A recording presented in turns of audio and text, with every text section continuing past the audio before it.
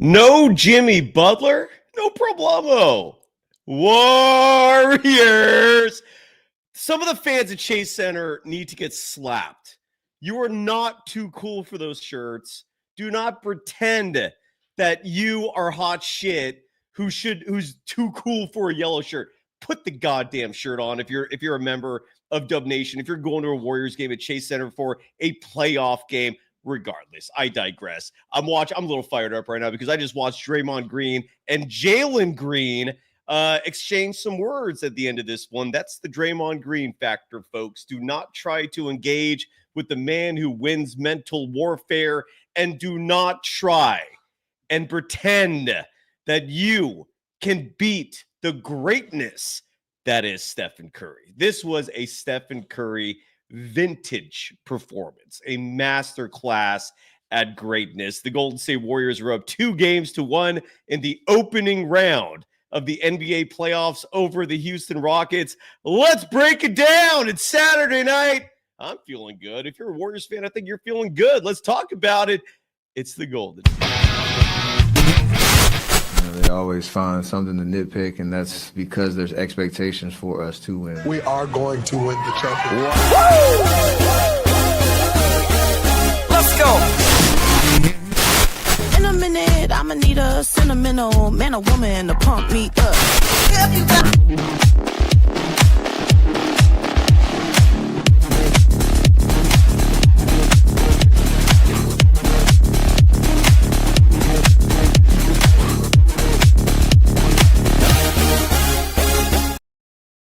Welcome to the Golden Days. That's the name of the program. My name is Cyrus Sotzes. I'm your host for the evening. You can follow me on Threads and Instagram at Dog Wild. Over on Twitter, my handle is at Surf Journalist. The program's on both those platforms at Golden Days Pod. The Golden State Warriors victorious tonight in a game that was sketchy until about 2-3 minutes to play in the fourth quarter, and then you started to get the feeling that the Warriors had this locked up, and this was vintage Wardell Stephen Curry, making sure that on a night where Jimmy Butler was a late scratch, and I'm sure you felt the way most people feel when you suddenly realize last minute that one of your team's best players, a man whose nickname has the word playoff in it, is going to sit out. But Steve Kerr went into his bag, and Steve Kerr played a lot of dudes that I'm trying to think of the right way to spin this. There's no spin. He just played the right players tonight. And again, I'm not a Kerr hater. I will give him his flowers when he deserves it. And Steve Kerr tonight deserves it. He did a good job playing the right dudes, I thought. And we're going to break down the Warriors taking a 2-1 series lead. Because without Jimmy Butler, it was a little sketchy again to not have one of your best players. But the Warriors still come away victorious. Chipping this at the end between Draymond and Jalen. Hopefully we'll get some sound coming down tonight. Ryan Leong, I actually don't know if he's going to join me. I've not gotten a confirmation. Oh, shoot. I texted the wrong person. That maybe explains why. Let me text the right person here. I texted Ryan Smith, who was on this show just the other night. Ryan Leong hopefully will join us tonight. But regardless, I hope there's some sound available. Because I'm very curious to hear what Draymond has to say. I'm very curious to hear if Jalen Green's interviewed, because neither of those two seem to be happy with each other. But I think when it comes to shit talking, when it comes to just braggadociory, the part that I love the most is at the end of game 2. In case you forgot, Draymond Green and Fred VanVleet shared some words. And it turned out that we learned what was said. And Fred VanVleet, in essence, told Draymond Green, you better hope Jimmy Butler comes back. Well, eat your words, mofo, because Jimmy Butler did not come back, and you still lost. The final score of this one from Chase Center, 104-93. It was much closer than that. A lot of late game free throws put some cushion on that score, but Wardell, before we get to the love that I'm going to give to our sponsors, who we do not exist without, tip of the cap to Steph, because he played more minutes than anyone tonight. At the age of 37, He played 40 minutes, 59 seconds. He understood the gravity of this game. He understood how important winning a game 3 in a series that has become a best of 5 is. Win, you hold on to home court advantage. Win, you become part of a trend where 75% of teams that win game 3 in a tied series go on to win and advance. I think it's 74.1 or something like that more specifically, but you get the point. Steph was not going to let the Warriors lose tonight. 36 points, 9 assists, 7 rebounds, 5 of 13 shooting from beyond the arc, which is not great. It's not bad either, but the ones he made were clutch. And if you take away the 3-point shooting, Steph tonight was 7 of 10 from the field. He was making buckets left and right. Added 2 blocks in this game. Added a steal in this game. So, of course, Stephen Curry is our player of the game tonight. I would agree that Babyface Assassin, the nickname that we give to Mr. Stephen Curry, is Yadamine in the chat's writing that he's top 5 all time. There you go. Let's give some love to our sponsors, and then we'll get into the nitty-gritty. We'll break it down. Of course, I'm going to bring the audience on the show in a little bit. But we got some operations, some organizations funding us, being a part of this, and we're forever grateful. I'm a little giddy tonight. This was an important win. This was a good win. This was a huge win for the Golden State Warriors. They've got aspirations, folks, and the path is laid out in front of them. Not just in terms of the talent they have on the team, on the roster, but in terms of what the landscape encompasses for the Warriors to go through 4 rounds and win a title. You got to go 12-9 through the first 3. That's the record you got to post. And this Warriors team is built to do that. And 16 wins you a championship. The Warriors now have 14 to go, 2 down. Good work.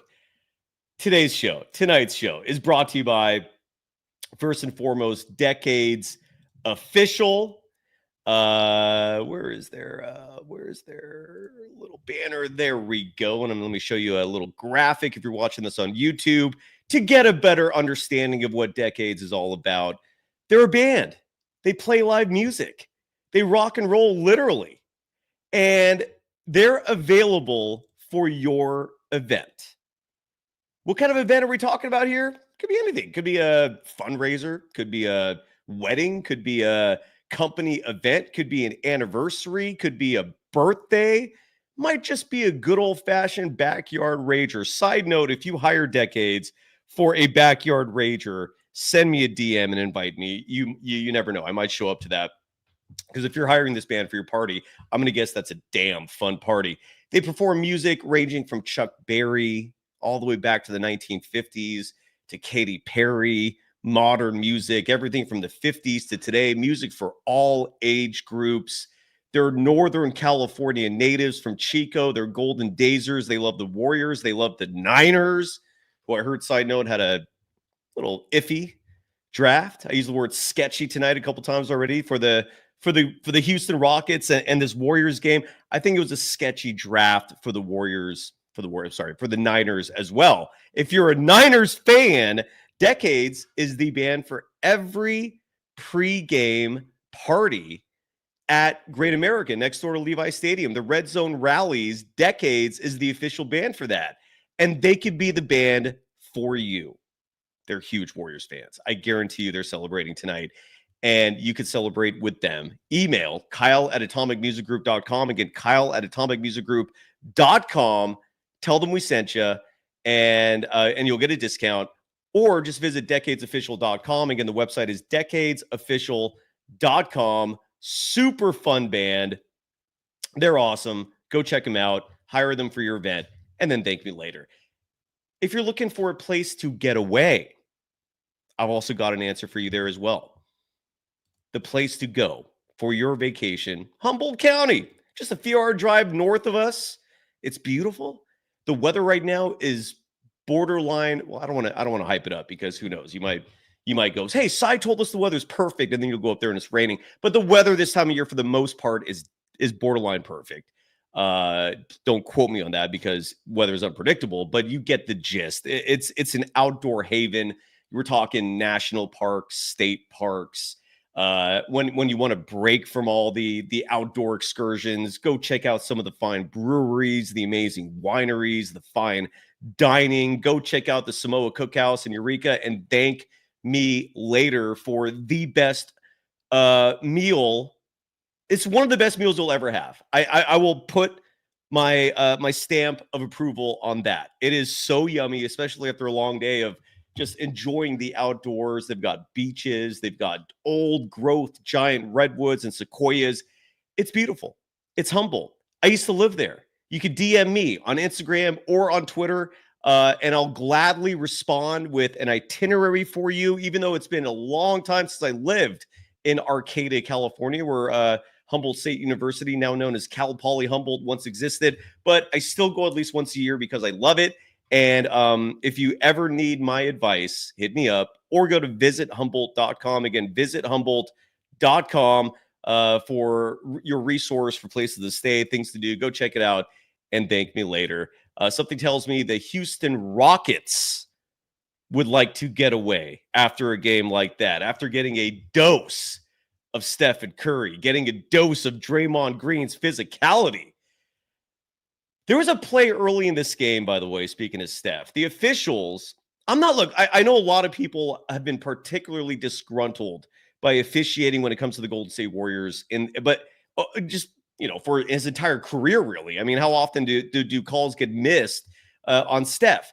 I don't mind it as much in the postseason because physicality is the name of the game when you get to the playoffs. And Steph's used to that. Nothing new there. My issue is, and I think this is the issue most people have, it's consistency. Be fair on both sides. Don't let Dylan Brooks commit blatant, egregious fouls on Steph on 3-point attempts. I retweeted, reposted this clip if you want to see it. It's all over social media. Stephen Curry was blatantly fouled on a 3-point attempt in the first quarter of this game tonight, and there was not a whistle to be heard anywhere. Get your shit together when it comes to making your calls right with Steph. That's my gripe. Just be consistent. If you're not going to blow the whistle, make that be the case. Make that be the practice on both sides. Don't cherry pick when you're going to decide to be biased or one-sided. And for the love of God, do not let Stephen Curry get injured on your watch because you swallowed your damn whistle instead of regulating the game the way it's supposed to be regulated. With all that said, Stephen Curry, despite not getting the greatest of treatment from officials tonight, again, still had an unbelievable game. I read to you the stat line. One stat I did not include, though, was free throws. And this was a category that without Jimmy Butler, the only other player on this team who consistently gets to the line is Jonathan Kuminga, who started tonight, which was, and I got to give somebody in the chat, was it last episode or was it 2 episodes ago? Somebody called, made the prediction, had the bold take, and I hope you reveal yourself tonight because you deserve it, that Jonathan Kuminga was going to start tonight. Great prediction. I don't remember who that was, but you deserve to brag for that because you accurately nailed it. And I thought Kuminga played a great game. I mean, for someone who was DNP'd for 3 straight games and was thrust into action in game 2 when he wasn't expecting it, you saw the rust in game 2. You also saw without rust and with just a little confidence behind him that he can contribute, that he can be an important player for the Warriors, and tonight was no exception. And we'll talk about that in a little bit as well. I thought Quinton Post was pivotal in this game. But Stephen Curry, again, going back to the topic of free throws, was the only Warriors player tonight consistently getting to the line. Steph had 8 free throw attempts. The second highest on the team tonight was Brandon Podziemski with 4, and then Kuminga was third. He had 1 trip to the line. He got fouled way more often than just one time, and he had 2 free throw attempts. But Steph was 7 of 8 from the free throw line on the evening. Again, 36 points, 9 assists, 7 rebounds, 2 blocks, 1 steal, a plus 18 in net rating. And maybe the evidence that shows just how much of an impact Stephen Curry has on the Warriors and on these games, at least in the first half. I don't know if this was the case in the second, but in the first half of tonight's game, where the Warriors were trailing, I believe, by just 3. I think it was 49-46 was the score. Stephen Curry in the first half of tonight's game, and I actually have the stat here so I can pull at least the amount of minutes he played. I already mentioned that Steph led all players tonight at the age of 37 in minutes with 40 and change. Stephen Curry, more specifically, 40 minutes and 59 seconds of action. In the first half of this game, Steph played 19 minutes, 48 seconds. That's out of 24 possible minutes.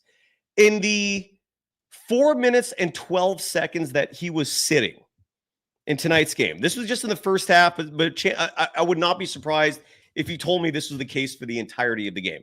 In the first half, in those 4 minutes, 12 seconds when Stephen Curry sat, the Golden State Warriors did not score a single point. Scoreless. That's how important he is. That's how incredible he is. He single-handedly is carrying this team right now with Jimmy Butler on the bench. I know he's getting help. I know that's not literally true, but you get the gist. The Warriors are nothing without him, and his greatness, again, personified tonight. Congratulations to our decade's official player of the game, Stephen Curry. I'll read the stat line one more time because it was that good. 36 points, 9 assists, 7 rebounds, 5 of 13 from deep. That's okay. It's all great, but when you consider how much pressure was on him to score, you still will take 5 of 13. That's still, what is that, like 35% in that range? Maybe a little less than that, but it's still enough. 12 of 23 shooting there from the field. That you will take 1,000%. And a plus 18 in net rating. So congratulations to Stephen Curry for another unbelievable performance. Still going strong. Still one of the best players in the NBA at the age of 37. It's remarkable. And I just, appreciate every second of it. It's just a beautiful thing to watch. Now, the Jonathan Kuminga part of this, we'll get into this right now. Might as well. He played 16 minutes, 45 seconds tonight. Started. The first half was lackluster. There was not much to really rave about. Wasn't much to criticize either. And you could say that about everybody on the team who was not named Stephen Curry, at least in the first half. But in the second half, Kuminga had his moment. And more specifically, it was in the third quarter where the Warriors, again, they started the second half trailing 49-46. And Kerr brought the starters back to start the second half. And he made 2 tweaks to the lineup tonight. He started Kuminga in place of Jimmy Butler. And then he started Quinton post and benched Moody. And it paid off in the second half, I thought. I thought the group did good to start the game. But the reason why I think Kuminga deserves praise in tonight's game was because of the defense. And Steve Kerr alluded to as such. He said the reason why the Warriors won this game tonight was because of how they played defense. And Kuminga had a very simple assignment. Make sure Jalen Green does not do what he did to us in game 2. That was his primary assignment, at least to start the game. And then in the second half, he was also at times being asked to score, being asked to play make. But what Kuminga was doing tonight offensively was penetrating, collapsing the paint, leading to open shooters on the outside. That's what you want him to do. Kuminga had 0 3-point attempts. I'm sure that makes a lot of you happy, probably made Steve Kerr happy. But his defense on Jalen Green is where he really shined. Jalen Green tonight, coming off a game 2 where he had 8 3-pointers made. He led all scorers in game 2. Tonight, the Rockets' leading scorer was held to 4 of 11 shooting, 1 of 5 shooting from the perimeter, 9 points in this game, 6 rebounds in this game, and 5 assists in this game for Jalen Green. But the 9 points is really what we need to focus on, because for the leading scorer on the opposition to be held to 9 points, kudos. Kuminga did his job. And I'm noticing, I'm just briefly glancing at the chat right now. I'm done. I'm totally done engaging with the trolls because I've come to the realization here on a couple things with Kuminga. One is it's an exhausted topic. At this point, let's just watch and analyze each individual game. Everything else, every single other topic about this kid has been exhausted. If you hate him, you've been heard. It's redundant. It's old. We're moving on. If you defend him, which I will most likely agree with you on that point, but even then, I've heard your point. You made it. It's gone redundant. It's time to move on. And so that's at least where I'm at. If you hate on the kid, that's your prerogative. It's your right. I don't agree with it, but I'm done engaging with it. And we're just going to focus on the now. We're just going to focus on one game at a time. And for this game, JK did his job. He did a solid job in his 16 minutes and change, and I'm happy. Now, a lot of people in the chat are saying, dude, like, give GP2 his props. GP2 had a great game tonight. He absolutely did. No reason to be negative about it. Gary Payton II in this game played 21 minutes, 23 seconds. I thought GP2's impact was particularly felt in the fourth quarter. He was very good in that final quarter. I haven't even looked at his box score yet, and I'll do that right now. His box score in the fourth quarter of tonight's game, because, again, from the eye test, that's when I saw GP2 making a lot of huge plays. And in the fourth quarter of this game tonight, GP2 played 7 minutes and 43 seconds. GP2 was a perfect 5 of 5 from the field. GP2 was a perfect 1 of 1 from the three-point line. And I remember that three-pointer. It was clutch. He was wide open. He made it. And GP2 on the game, I'll get to the game stats in just a second. But in this fourth quarter, Gary Payton II, 11 points, 2 boards and an assist for a +8 in net rating, which was really actually not among the team leaders in that fourth quarter, but his scoring was.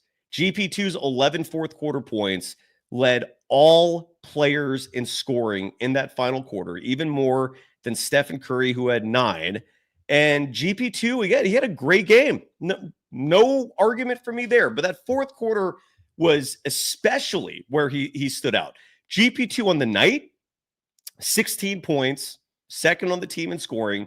And there is a difference between getting points because a defense basically lets you and getting points because you're actually playing good smart basketball. And tonight he was playing smart basketball. He was timely. He was in the right place at the right time. His defense was exemplary. His final box score on this evening for Gary Payton II, who was desperately needed in this game. Everybody was needed in terms of stepping up with Jimmy Butler out. And GP2 did, man. 7 of 9 from the field, 2 of 3 shooting from beyond the arc, 16 points, 2 rebounds, and an assist for GP2. So kudos to you. You deserve your flowers as well. Quinton Post had a funky game tonight. He got a lot of minutes. He did 27 minutes, 23 seconds, which by his standards are a lot. If there's a facet of Post game that I think he needs to work on, in the same vein that Brandon Podziemski needs to work on his assists, right? If you're going to be a point guard in the NBA, you have to develop your facilitating skills. You have to get better at making your teammates better, right? And Brandon Podziemski on the year, again, his assist numbers are low. Tonight, Pods had 2 assists, right? Again, that's a number that, and I think it will increase over time. It will get better. He's young. He's literally the youngest player on this team. Quinton Post, if I'm going to point out something that I think he can improve on and should improve on, and it's going to be weird saying this because when you hear the stat, you're going to think to yourself, Cy, what are you talking about? This guy pulled down 12 rebounds in this game. He led the Warriors in that category. Despite that, he also gave up an offensive rebound on a missed free throw. For a brief moment in this game, the Warriors implemented a hack and Adams strategy, meaning Steven Adams, the Houston Rockets backup center, who is not a notoriously good free throw shooter. The Warriors in this game tonight implemented a hack to Adams strategy, meaning every time the Rockets had possession, they would intentionally foul Steven Adams. That strategy backfired tonight for a couple of reasons. One, he was actually making a good chunk of his free throws. He finished the night 4 of 6 from the free throw line. By his standards, very good. But more importantly, those 2 missed free throws came back to back on a pair of free throws. And when he missed the second one, Quinton Post gave up an offensive board. That to me, and again, I don't, if you're a Golden Dazer, if you tune into the show consistently, you've also heard me gripe about this before. It is one of the most egregious things you can do in basketball, in my opinion, is give up offensive rebounds on missed free throws. You are set up to get that board. And again, Quinton Post, I thought had a great game overall. His size was desperately needed. And he's going up against a bigger, stronger dude than Steven Adams. He's going up against an all-star in Alperen Şengün. He's got his hands full. And again, he led all players in rebounding tonight with 12.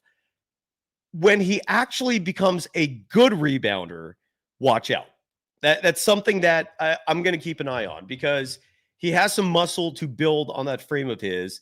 And again, even though he had 12 rebounds tonight, there were a few moments where he needed to come up with that ball and he didn't. But, and again, I'm nitpicking here big time. Quinton Post, the stat sheet will not reflect his overall contributions in the same way that the 12 rebounds, to me, did not reflect the fact that he could have gotten a few more. But he also only had 2 points in this game. He had 3 missed 3-point attempts. He was 0 of 3 shooting, 0 of 3 shooting from beyond the arc, 1 of 7 shooting from the field.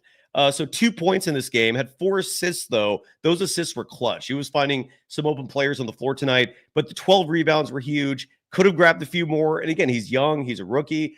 That will get better over time. But maybe the best part of Quinton Post's game is the fact that in an offensive system where spacing is so valued, right? Steve Kerr, like, that is the core of his entire offense, is space, right? He wants his players to shoot shots wide open. He wants Stephen Curry to be wide open. Side note, ESPN tonight, or more specifically ABC, who carried the Warriors-Rockets game this evening on a nationally televised broadcast on their network, had a Steph Curry tracker. I didn't hear them mention it in the fourth quarter, but they monitored how the distance that Stephen Curry ran off the ball tonight, because he moved so much. At the end of the first half, Stephen Curry had approximately 1.3 miles of distance he covered running off the ball. After 3 quarters, that number went up to 2 miles. I don't know what the final number was. I'm guessing it's close to 3, but it just goes to show the distance Steph is covering with his off-the-ball movement. I love that little fact that Mark Jones, side note, always love when he's calling Warriors games. He is the man. When his call is Buddy Butter, if you appreciate that, then I'm guessing you understand what I'm saying here. But Mark Jones, great call on the game tonight. And Mark Jones was pointing out the Stephen Curry mileage on the off-the-ball movement. Stephen Curry runs a lot. And Quinton Post provides the spacing that Stephen Curry needs. So even on a night like this where Quinton Post is 0 of 3 shooting from deep, he's 7 feet, and he gives you spacing offensively. That's huge. We saw him start tonight. I would not mind it if he started the rest of the postseason, but that's just me. And again, the box score will not reflect how good Quinton Post was. Brandon Podziemski recovered from food poisoning. The broadcast tonight revealed what specifically Podziemski ate that made him sick. It was sushi in Houston. And yes, jokes were cracked during the broadcast about the fact that Houston may or may not be synonymous with raw fish. It's actually not that far from the ocean, but I don't know if the Gulf of Mexico has all the divine fish that a sushi restaurant provides. Nonetheless, Brandon Podziemski was apparently the victim of bad sushi in the Houston, Texas area. That is what made him sick. He looked a hell of a lot better tonight.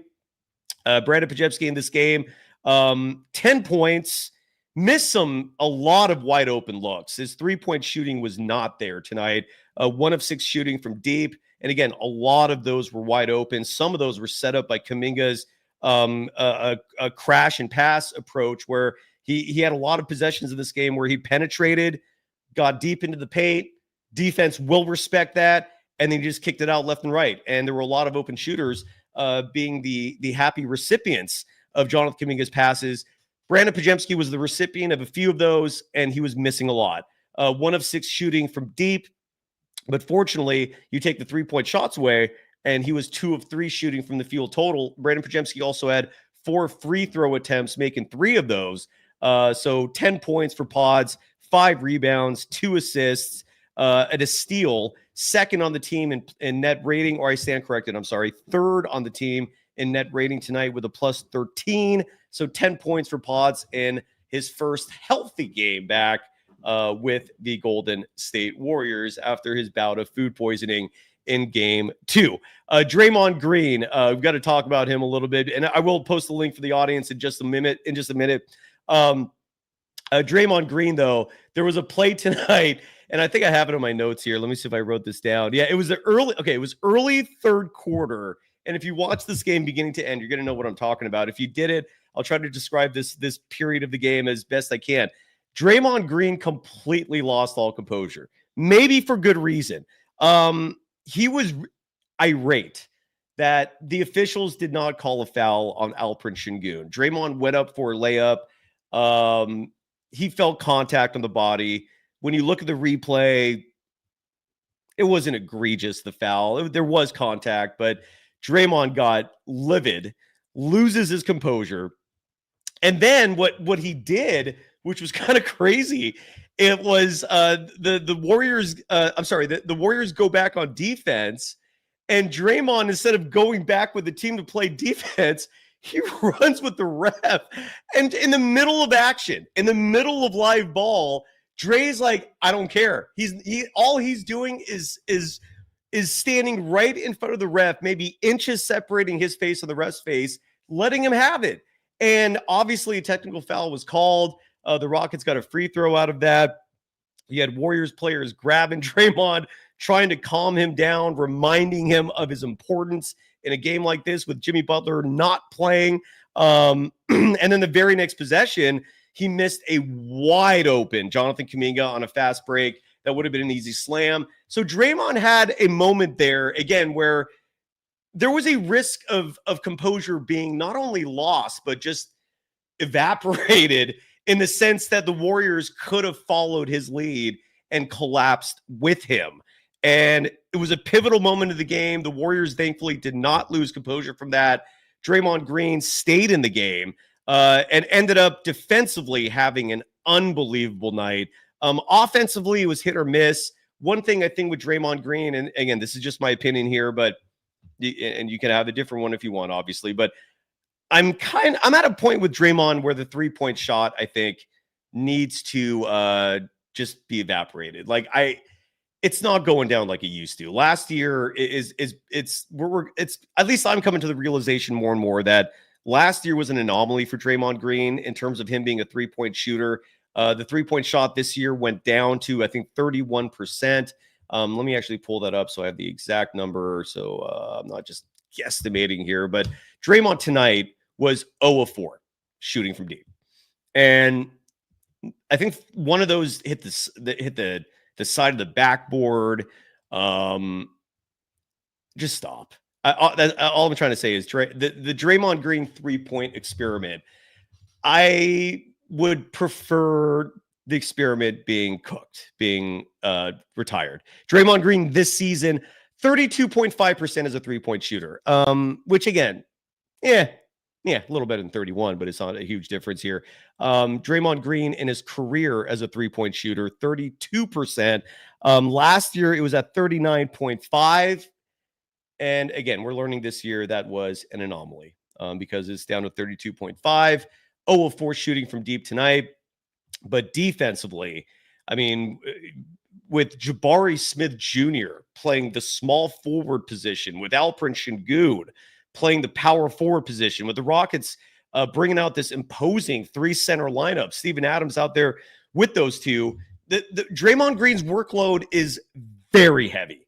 And even though a night like this may or may not be reflected on a box score, 7 points, 8 rebounds, 4 assists, the 2 steals and the 3 blocks defensively is where Draymond Green truly showcases his value. And I thought tonight was no exception to that as well. A plus 12 with net rating, 4th on the team in that category. Stephen Curry led all Warriors players in net rating with a plus 18. Buddy Hield, who I'm going to talk about in just a second, was a plus 14. Brandon Podziemski, a plus 13. Draymond Green, a plus 12. But Draymond defensively was fantastic. They needed him. And then defensively, yeah, we won. You're absolutely right. I don't know if you've noticed this, but some people like to make fun of me because my eyes disappear. My eyes disappear when I'm smiling. And if you haven't noticed this by now, when I'm happy, I get squinty-eyed. And so I'm happy. We won. Yeah, the Warriors won. This was a good game. This was a needed game. Houston came out firing tonight. Fred VanVleet was shooting well early, and the Warriors come back and hang on and win. But Buddy Hield tonight got a lot of minutes, 29 minutes, 11 seconds, and he thankfully did not make the Warriors regret that. Buddy Hield was 2nd on the team tonight in scoring. He had 17 points. He was 5 of 11 shooting from deep, plus 14 in net rating, added 2 assists, 2 rebounds. He did get his pocket picked by Steven Adams late in this game. That was not a good look. I don't care who you are. If Steven Adams is stealing the ball from you with no one else anywhere nearby, practice your dribbling skills, all right? Practice dribbling with your left, dribbling with your right, having someone defend you. You need some practice in that department because Steven Adams should not be picking your pocket. But nonetheless, fantastic performance from Buddy Hield. If this version of Buddy Hield was consistent, meaning this version showed up every night, you might as well give the Warriors the championship now. No one's stopping this team. If Buddy Hield is doing this all the time, unfortunately he doesn't. But tonight they needed it, and he came through. 17 points for Buddy Hield. Bravo to you. And I want to last player I want to mention tonight before I open things up to the audience is Moses Moody, who for the first time in a very long time lost his starting job. And the shuffling that Steve Kerr did tonight with Jimmy Butler out, he decided to start Kuminga and Quinton post. Moses Moody was relegated to a bench role. And again, this is Steve Kerr and what he thinks fits, right? Like to him, Moses Moody has a very clear-cut role with Jimmy Butler. When Jimmy Butler is not on the team, apparently Moses Moody loses a lot of value. The why of that, you'd have to dig deep into Steve Kerr's brain to find that answer. But Moses Moody has been struggling from deep lately, but I did think he brought a great performance tonight on the defensive end. He got some clutch stops. Jonathan Kuminga was not the only player playing defense tonight on Jalen Green and on Fred VanVleet. And Moses Moody does deserve a tip of the cap in that department defensively. Offensively, so night, 7 points, 1 of 5 shooting from deep. And again, the 3-point shot has just not been there lately for Moses. Hopefully this is just a little slump that he's trying to get through. But Moses Moody, I don't think was a detriment tonight either. Added 3 rebounds, added 2 assists. The 2 assists by his standards, very high. So that is your recap in terms of player performances on a night where the Golden State Warriors take a 2-1 series lead over the Houston Rockets. I will now post the link if anyone wants to jump on the show. I'm going to get to the paid chats right now. So why don't we do that? I also want to real fast take a quick break to give some love to another sponsor of this program. I don't have to do this read right at the beginning of the show. And that's MyBookie, who signed up for us through the postseason.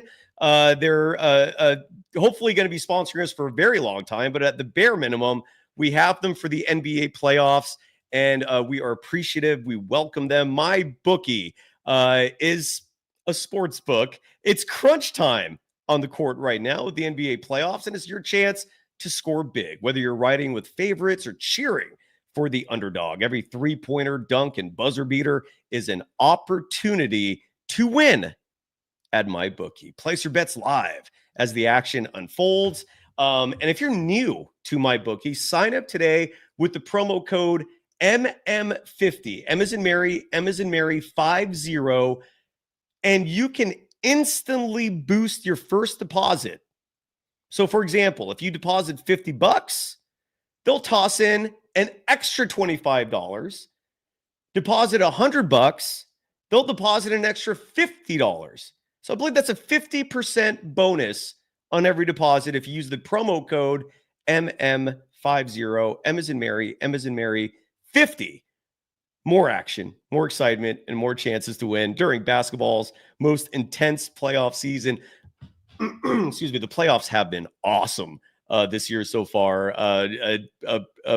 Preceding tonight's Warriors-Rockets game was Aaron Gordon of the Nuggets with the first ever buzzer-beating dunk in NBA history. That really happened.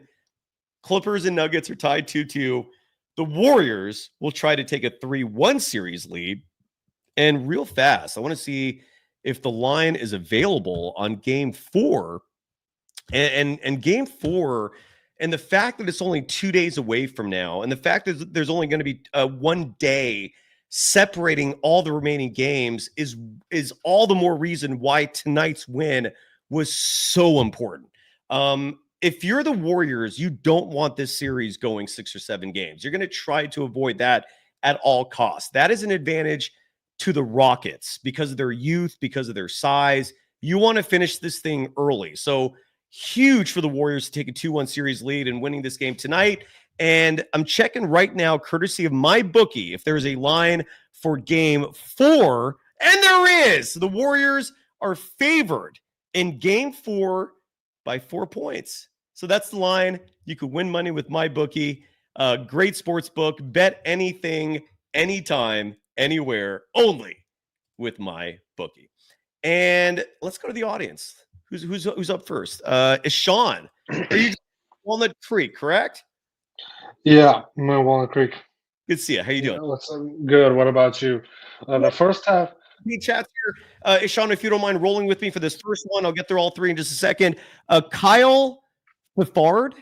I hope I'm getting that right. Dropping $5 saying Alprin Shingun looks like the character Hans Klopek from the Tom Hanks movie, The Burbs. That's an old school reference. You're talking about the Nazis who lived next door. Alprin Shingun. All I want to say about him is this, and then Sean, I'll let you take over.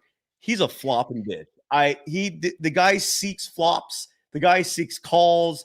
I hate that brand of basketball.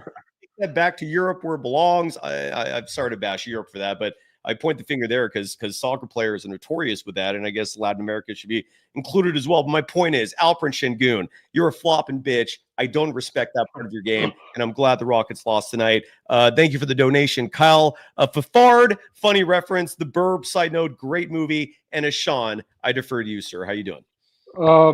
About Shingun, like Luka and Jokic do that all the time. So, like, do you feel the same way about them? I feel the same way about anybody who does it. And if you notice, the Warrior, you don't see anybody on the Warriors pulling that shit. I love the fact that Brandon Podziemski mocks other players with that head whip bullshit. Stop trying to hunt for calls. Play the game, man. James Harden can kiss my ass with that stuff. Trae Young can kiss my ass with that stuff. Shai Gilgeous-Alexander can kiss my ass with that stuff. LeBron James can kiss my ass with that stuff. It's a weak move, man. I have no respect for it. And that's one of the many reasons why I love the Warriors. Sorry, Sean. Go ahead. Yeah, it's good. I'm still high on Shingun more than I'm on Jalen Green because I think Shingun has more, like, what's the right word? Like, more of a room to grow than Jalen Green does. But yeah, I mean, okay. Yeah, what I was gonna say was the first half was really ugly. Like they were stuck on like 18 to 20 points for about 5-6 minutes, and I thought it was gonna go. It was about to go downhill from there. Like they were down 13, but good call. They cut it down to 3 at the half, which was really good momentum. And then it was tit for tat in the third quarter, and then half of the fourth quarter, and then the Warriors just took over. It's a good call, man. And again, I mentioned this earlier in the first half that Stephen Curry was off the court 4 minutes and 12 seconds. The Warriors did not score a single point during that stretch. And I think that period you're talking about includes some of those minutes. Yeah, the first half, there was some sketchiness there. The score, I'm looking back at the play sheet right now, because the Warriors at the 6:10 mark, middle of the second quarter, were trailing in this game 35-22. It was a little sketchy, dude. I think that was the biggest lead of the game for the Rockets. Let me confirm that. Yes, 13 points. I'm with you, man. It was concerning. The Warriors had a hard time getting points. What did you see them do to flip it around? Was it just Steph's greatness? Was there anything else that stuck out to you in terms of flipping the script and getting some points? I think Houston just crumbled, man. Like their lack of inexperience might have, did them in. But obviously the Warriors turned up defensively. Maybe when Draymond got that technical, it got them going or something. And then, Steph just went crazy. And then Buddy made some timely shots in the game, especially in the second half. Kuminga, huge ones, brother. Huge ones. Yeah. Buddy Hield. And I want to look up his fourth quarter numbers because I mentioned GP2 having an unbelievable fourth quarter. Fantastic game altogether, but the fourth quarter especially. Buddy Hield in the fourth quarter, not as big of a stat line. He only made one bucket. He played 8 minutes, 23 seconds in the fourth quarter, only had 3 points, and that was off one made three, but he was a plus 10 in net rating. Just a great game from Buddy, man. They needed that desperately. So good call. Yeah, I mean, yeah. So the Warriors were favored by 4 points because Jimmy Butler was about to play, but he was a late scratch. But they were still favored by 2 points without him. So that's crazy. I thought the Warriors had a good chance to win this game, even though that they were down 13 points or whatever they were down. So yeah, I mean, I think, like, I know you said you don't want the Warriors to win in 6 or 7. I think they are going to win in 6. I think they're going to win next game, lose in Houston, and close it out at home. That's cool. I'll take that. I don't want it to go to 7. The only reason why I mentioned a longer series not being in the Warriors' advantage is just because of their legs, man. Like, I mean, Stephen Curry had to play 40 minutes tonight. I don't think it would be wise to just pretend he could do that for another 4 or 5 games. That's just my thinking on it. I don't know. What do you think? I mean, I don't know. Like, Steph is probably one of the best conditioned athletes. True. In this game, but like again, he is aging. So yeah, I don't really know how to feel about it. I mean, I think it's going to be in 6 personally. I think Houston is really that good. Like, even you were leaning towards Houston before the start of the series. If they didn't play Kuminga, they're playing Kuminga now, but Houston, I don't think Houston is like a flopped. They flopped, but I don't think they're that bad as a 2 seed. They're just inexperienced. And it's all their coaching. And what do you think about the Lakers-Wolves series? We got to hope the Wolves win tomorrow, go up 3-1. Or you want to see the Lakers? I don't that's a good question. You're asking, so if we look ahead and let's say the Warriors win this series, I don't want to see Minnesota. So yes, I would prefer the Lakers. I would. What about you? To me, I don't want the Lakers to win at all. So it doesn't matter. I mean, I want them to lose at some point. Obviously, I don't want the Lakers beating the Warriors, but Minnesota has, shown that they can lose to the Warriors, but who knows? I think obviously the Lakers would be a better matchup, but Warriors can handle both teams. But at the same time, I just don't want the Lakers to win at all. Yes. And that's the conundrum, right? Because on one hand, if you're a Warriors fan, LA can go F themselves. But on the other hand, I'm still going to, I hear what you're saying, man. It's a fun series to watch in that it doesn't really matter who loses because you're going to take some pleasure out of that. But big picture, I think if the Warriors have title aspirations, you want the Lakers. I would think. I think that's a better matchup for them. They beat Minnesota 3 out of 4 times of this season, so it's not like Minnesota's unbeatable. It's not like that's a matchup that the Warriors can't handle. In a lot of ways, I think. Look, all I can say is this: the Warriors are lucky that they're on this side of the draw in the Western Conference, right? I mean, who the hell would want OKC and or the Clippers or Nuggets? Like, I'm grateful personally that that's on that half of the draw, man, because whoever the Warriors get, it's going to be a million times better option than OKC, LA, or the Nuggets. So I'm grateful for that, brother. And the Warriors, if they do things right, they should, at a bare minimum, make the Western Conference Finals. They should win the championship. I think this year, if they're going to do it, this is the year. That's just me. But exactly, yeah, they have to do it this year. Again, I'm not really sold on the championship yet, but I think the Clippers Nuggets series has been the best so far. Like it is. I got the Clippers winning the series, but yeah, I mean, shit. And also, I'll leave you on this note because there's a lot of people waiting. I don't want to get to everyone tonight. I'll leave it on this note, man. I want the Clippers. You know what? And as I'm about to say this, no, I don't even know. I guess what I'm trying to say is I think the Clippers would have a slightly better chance of making life difficult for the Thunder, right? Because they're both like very athletic. Like they have like a lot of athletic wings. They have better shooting. But then again, Denver has Jokic and Aaron Gordon, and I imagine the Thunder are going to have a difficult time dealing with that. All I can say is this is the best time of year. I'm happy right now, man. Like, this is my favorite time of year, especially with the Warriors in the mix. They're up 2-1 against the Rockets. The other side of the Western Conference draw, the Warriors don't have to deal with. Every other championship run, they got the luck of the draw, meaning they got the right opponents. They didn't get the hard path to the finals, and this year is another mapped out scenario like that. Times are good right now. Here on 9:11 p.m. Pacific time on April 26th. What do you think, Ishan? Do you agree or no? Yeah, I mean, the Warriors are lucky to be on this side, but I ultimately think that they're going to flame out at some point because I do believe that without Jimmy, I don't know how long he's going to be on, that it is way more difficult. You can handle the Rockets, but I don't know. OKC and the Clippers are a different story. Again, but you only have to face one of them, right?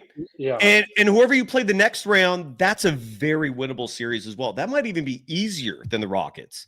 So they got. I like their chances, man. I really do. This is this is again why if the Warriors win a championship this year, I am getting a Steve Kerr tattoo on my body because he played a massive role with the first one, right? He took a team that was already achieving success, but had not won a championship, had no experience winning a championship. But Mark Jackson built a foundation, but he didn't know how to carry them to the top. Steve Kerr comes in right away that first season. His system, Ron Adams, do not sleep on his influence on the defensive side of things, but that coaching staff did a marvelous job winning a championship.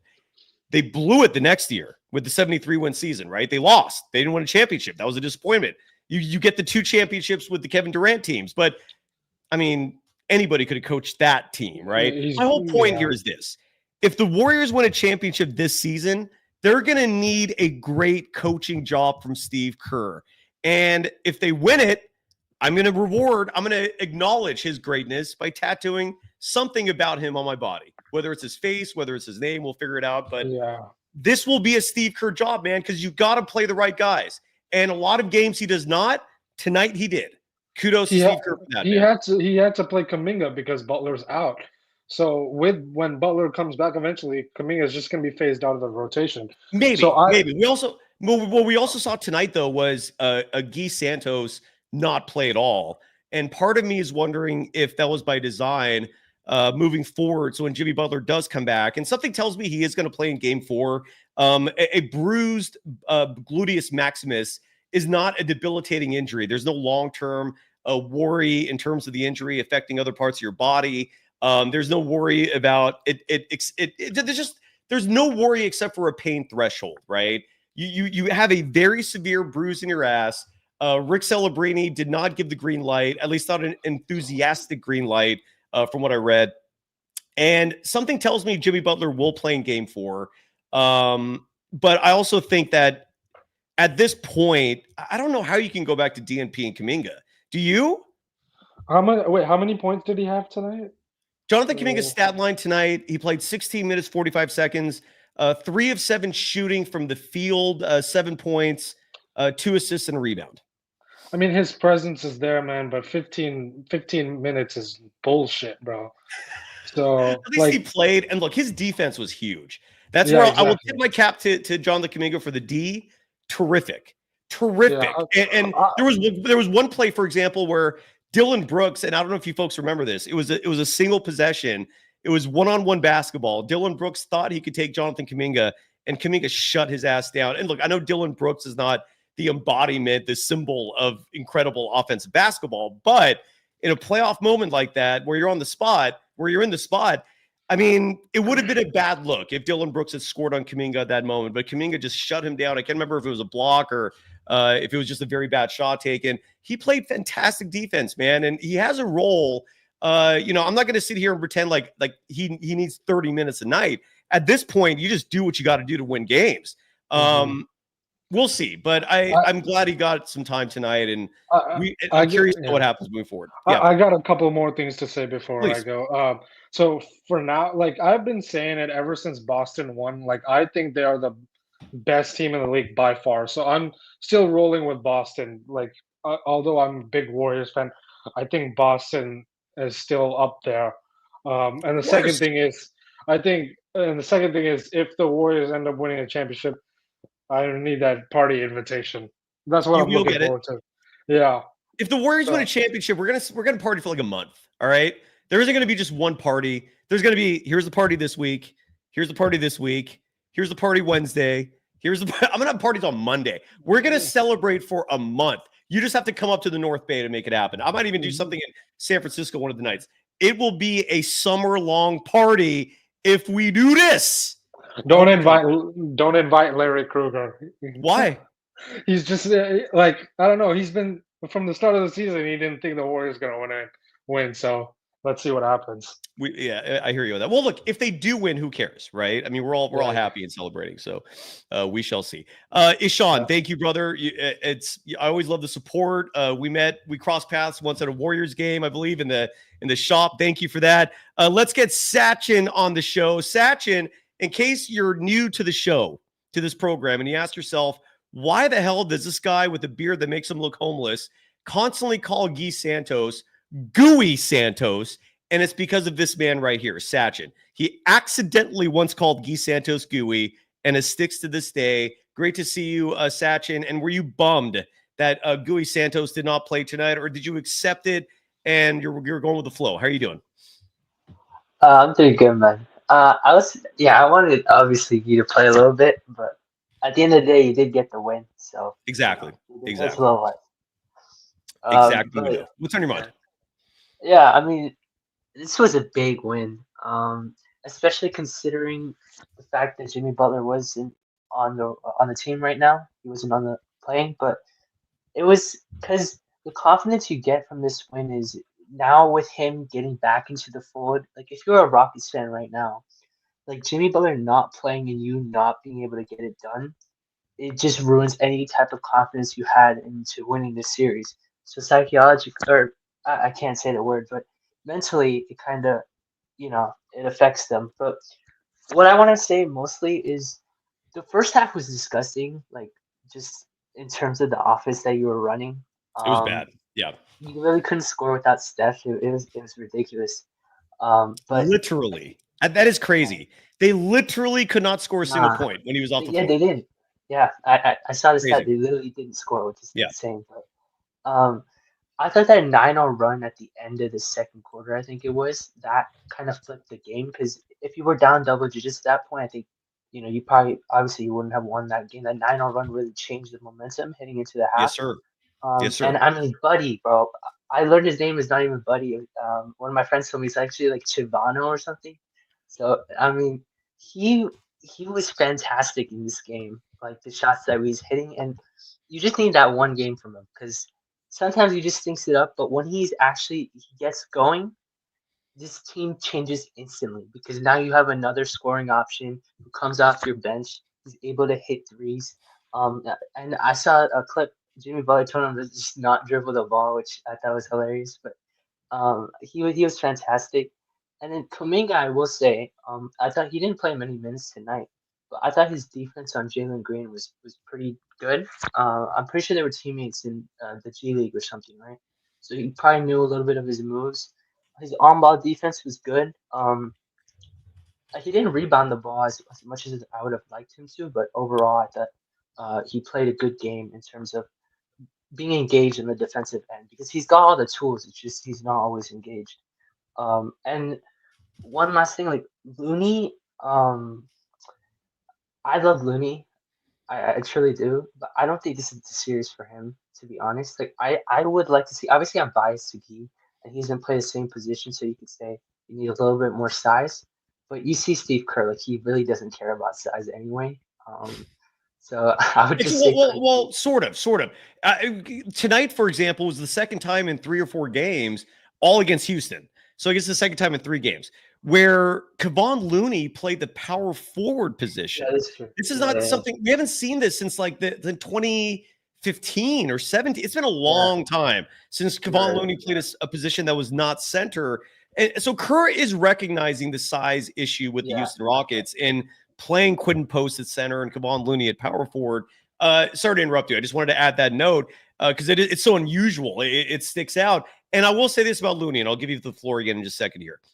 His liability is defending opposing centers who have great offensive skill sets, meaning a player like Nikola Jokic, a player like Alperen Şengün, who know how to score buckets a myriad of ways, including just simply leaning over and flipping the ball into the bucket over a smaller player who cannot defend the rim effectively. Kevon Looney is awesome, but he is not a rim protector. He's a great rebounder. He is not a shot blocker. And certain players with skill sets like that eat him up alive. Karl Anthony Towns is another example. That's his flaw. That is where Kevon Looney is an issue. And I'm grateful that tonight he played, I think, a total of, I'm looking at the box score right now. Kevon Looney played 13 minutes, 55 seconds, 2 points, 5 rebounds.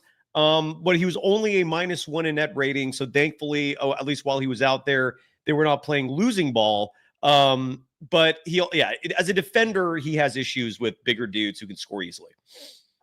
Yeah, that's a good point. I mean, the two big lineup. I don't know if the Rockets played that as much this game, like Adams and Şengün, but I saw that too. Like they were playing Looney and Post together. Which, by the way, Post rebounding I thought was really good tonight. He couldn't hit a shot, but his rebound, he had I think 10 plus rebounds. He was boxing out. He did a pretty good job. So who Quinton Post? That was good. Yeah, Post. Yeah. Yeah. I talked about that earlier. He still has a lot of work to do as a rebounder tonight. He grabbed 12 boards, like you said, led, I think, all players in rebounding, which is good. But there were 2 possessions tonight, and I think he was in the game for both of them, at least for one. I can't remember if he was in there for the second one. But you can't give up offensive rebounds on missed free throws. Like, if the other team's shooting free throws, like, that should not be happening where they're getting their own rebounds on missed free throws. That happened 3 times in game 1, happened twice tonight. And Quinton Post can't allow that. There's just no excuse for that. That needs to stop. So, but anyways, anything else? One of those happened when I think they were doing a hack to Steven Adams. Like they were really fouling him on purpose, and he misses both free throws, but you can't get the rebound, and they score anyway. So that play specifically, I remember that was kind of annoying. But last point, I was saying something about Looney. I feel like you should give a chance to TJD this series. Again, like I could be wrong, but against a team as athletic as the Rockets are, I think he would just be a better matchup personally. Because he is a vertical, spacer. He can get lobs. He's a better shot blocker as well, I would say. So I feel like that, like you should give him a chance. I don't Kerr won't because he loves Looney and deserved as so. He's won 4 championships, 3 championships I think he won. But that's I don't know. Who Looney you're talking about? Yeah, Looney won 3. Looney has 3. Yeah, sorry. Yeah, I thought you said Kerr. Yeah, you're right. Yeah. So I understand that part. And then one last thing, I would like to see just a big lineup, not to go with that Moody, Pod, Steph, Draymond, and then Butler, right? That lineup. I know it's been really good. I think for this series, you need an actual center on there. I think Post could start. I think he's ready. He showed that tonight, right? So Yeah, I agree. And I said that earlier as well. Some people in the chat are bringing up Trace Jackson Davis. I could see him having a role in a series like this as well. I would not hate minutes for him. Alvis Jobert in the chat also saying F the Kuminga haters. At this point, I really have no understanding of why you would hate on this kid, especially tonight. It's like, why? Like, other than just being a total dick, like, why would you do that? But the reason why I highlight this chat specifically is because he does bring up a good point. The Warrior, like Steve Kerr, went with a substitution in the third quarter. And I think the Warriors just went on a run. And I'm going back to that point in the game specifically. The Warriors went on. Hold on, I want to get this number right. The Warriors went on a 9-0 run. 9-2 run. I apologize. Okay. They went on a 9-2 run to cut a 56-48 lead down to 1. And they actually took a lead for a brief moment. And they go on this run. They're looking good. And then Steve Kerr just takes Kuminga out. And it wasn't just Kuminga. Kerr took Kuminga out. He took let me find this specific moment here, because there was a few substitutions. He took, I think, Quinton Post out, and he took one other player out. Yeah, he took Kuminga out, he took Podziemski out, and then he took Post out. And thankfully didn't bite him in the ass. But I do remember that moment specifically thinking, and I think there was also a stretch in the second quarter where Moses Moody was actually playing well, and then he just took him out. Like, I do sometimes wish that Kerr didn't rely on the script so much, because he scripts a lot of these substitutions and basically just plots it out before the game starts. If you're going to rely on your gut, if you're going to rely on your intuition, do it during the game too. Like why are you scripting things before the game and making these gut decisions, like, when you have all this time in the world to think about it? And then when you're in a moment specifically where your intuition would probably serve you best, that's when you're going to the script. Like, I don't get that part of it, but whatever. They won. But Alvis, I know what you're saying. I remember that point in the game clearly, and I was left scratching my head too. But I'm grateful that the Warriors did not get bitten in the ass for that decision. Anything else? There's a lot of people waiting. I'm so sorry. Sachin, any final thoughts? no, man. Thanks for having me on. Thank you, brother. Have a great night, Sachin. Pay chats, and then Julian, I'll get to you. I'm going to go 2 at a time here so I can get to everyone. But some pay chats real fast. Wainster, $10.99, saying, in my Humboldt opinion, evoking Rick Barry, who made a joke about that.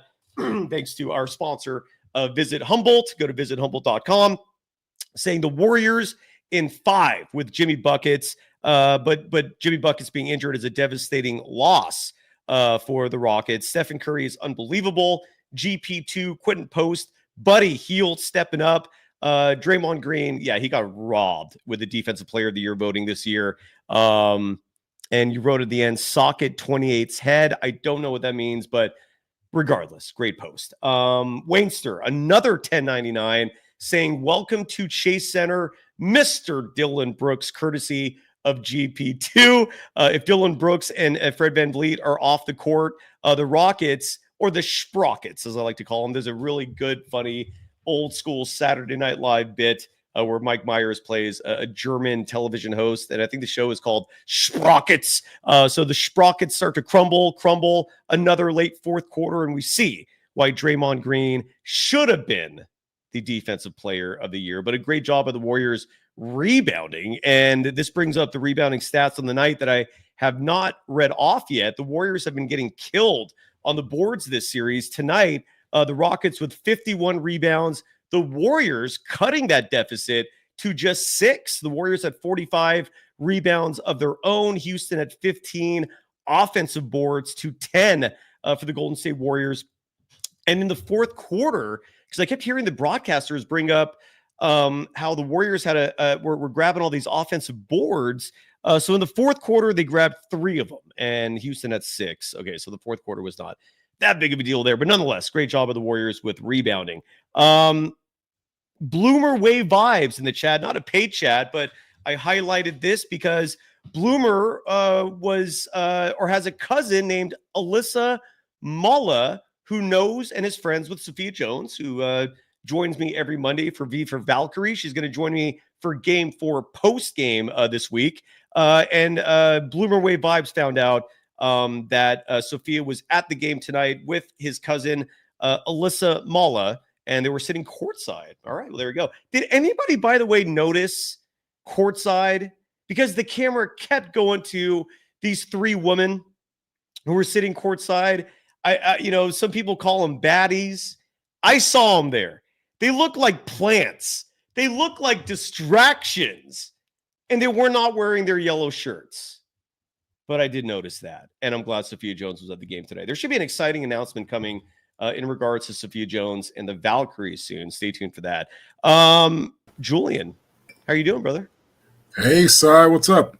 Not much. So I want to call you out. I need you to be a little bit more assertive, or not assertive, but you need to call Kruger out when he says dumb shit. All right. So the other day he says, call out, what are you referring to specifically? Yeah. The other day when you had him on, we lose game 2. The Warriors did more than they should have. They split the road series as a 7 seed. And he says because they didn't win game 2, now he's not taking the Warriors. I'm like, we still got the next 2 home games going on, and so and that compiled with his 38 win preview. Like he's cool. He has a great voice. He knows his stuff. But you got to call him out when it's like, hey, Kruger. Well, here's the thing. The reason why I don't in that specific instance is because when people make predictions, I just kind of let the predictions speak for itself, right? Like. I don't want to kick a person when they're down. He predicted 38 wins. He was off by 10 games. What am I going to say to that? I'm just going to be kicking him when he's down. I do remember him picking the Rockets. But I also don't. I thought there was like some sort of contingency there. Like, wasn't Kruger also pissed off because of the way Kuminga was being used, and that was part of the reason why he made that prediction? And I don't know, but I hear what you're saying. And I'll relay the message to him. What else is on tonight is a great win, and I just wish that all Warriors fans would just root for every player that gets on the court. We're trying to win a championship. Let's worry about the offseason. Let's worry about next season, what you believe a player should be. But right now, it's Curry. We need Curry to be a superstar. We need Jimmy Butler to be playoff Jimmy when he gets back. We need what we saw from Draymond Green. He scored, 7 points? He needs to come down with those turnovers, but he played some amazing defense in the fourth quarter. There's a play where he played defense on the guy that got the ball passed into him. Then he blocked that. He rotated over and distracted the shot and got the rebound. So we just need everyone to play a role tonight. And I like Post starting, and I believe that he should be the permanent starter. And I agree. That takes confidence with Kerr to say, I'm going to live with minor mistakes, because here's the truth. Everyone makes minor mistakes. Steph Curry's he has defensive lapses. Draymond Green has turnovers, but Pods has his ups and down nights. But you need to go with the good of people. And I think Post at the starting center, you saw it tonight, just his size alone makes a huge difference. So imagine if he was able to hit a couple of threes, it would have been a game changer.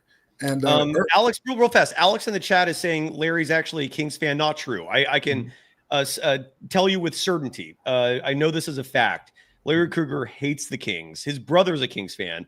So I just want to clear that up. And Julian, did you see the baddies tonight sitting courtside? This has to be brought up, dude, because I don't normally see honestly, a trio. No, I didn't. Of hotties or baddies, or whatever we're labeling them.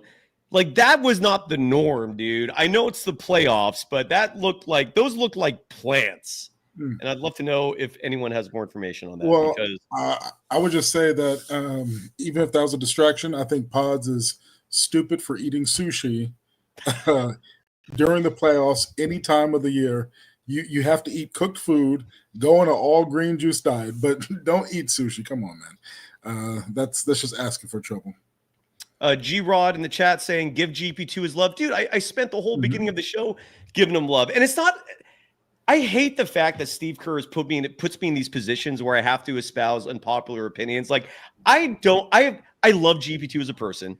I'm not saying DNP him, but what I am saying is like there are a lot of nights where he's playing way more than he should.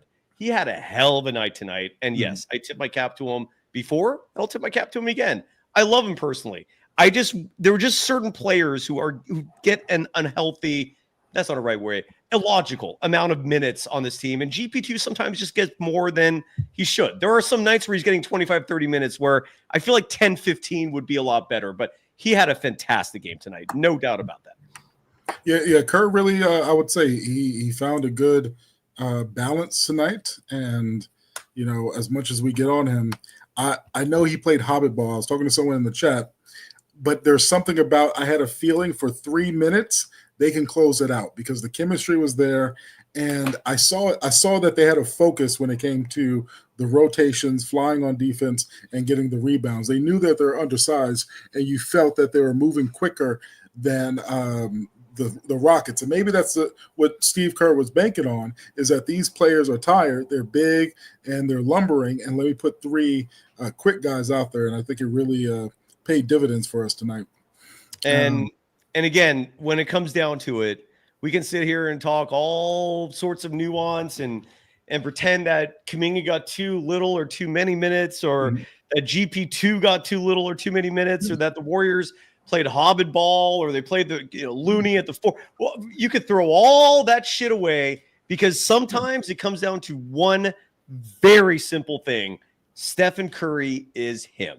Stephen Curry is greatness. He is one of the all-time greats. We are alive in this moment in history where we're watching this dude who 50 years from now is still going to be talked about.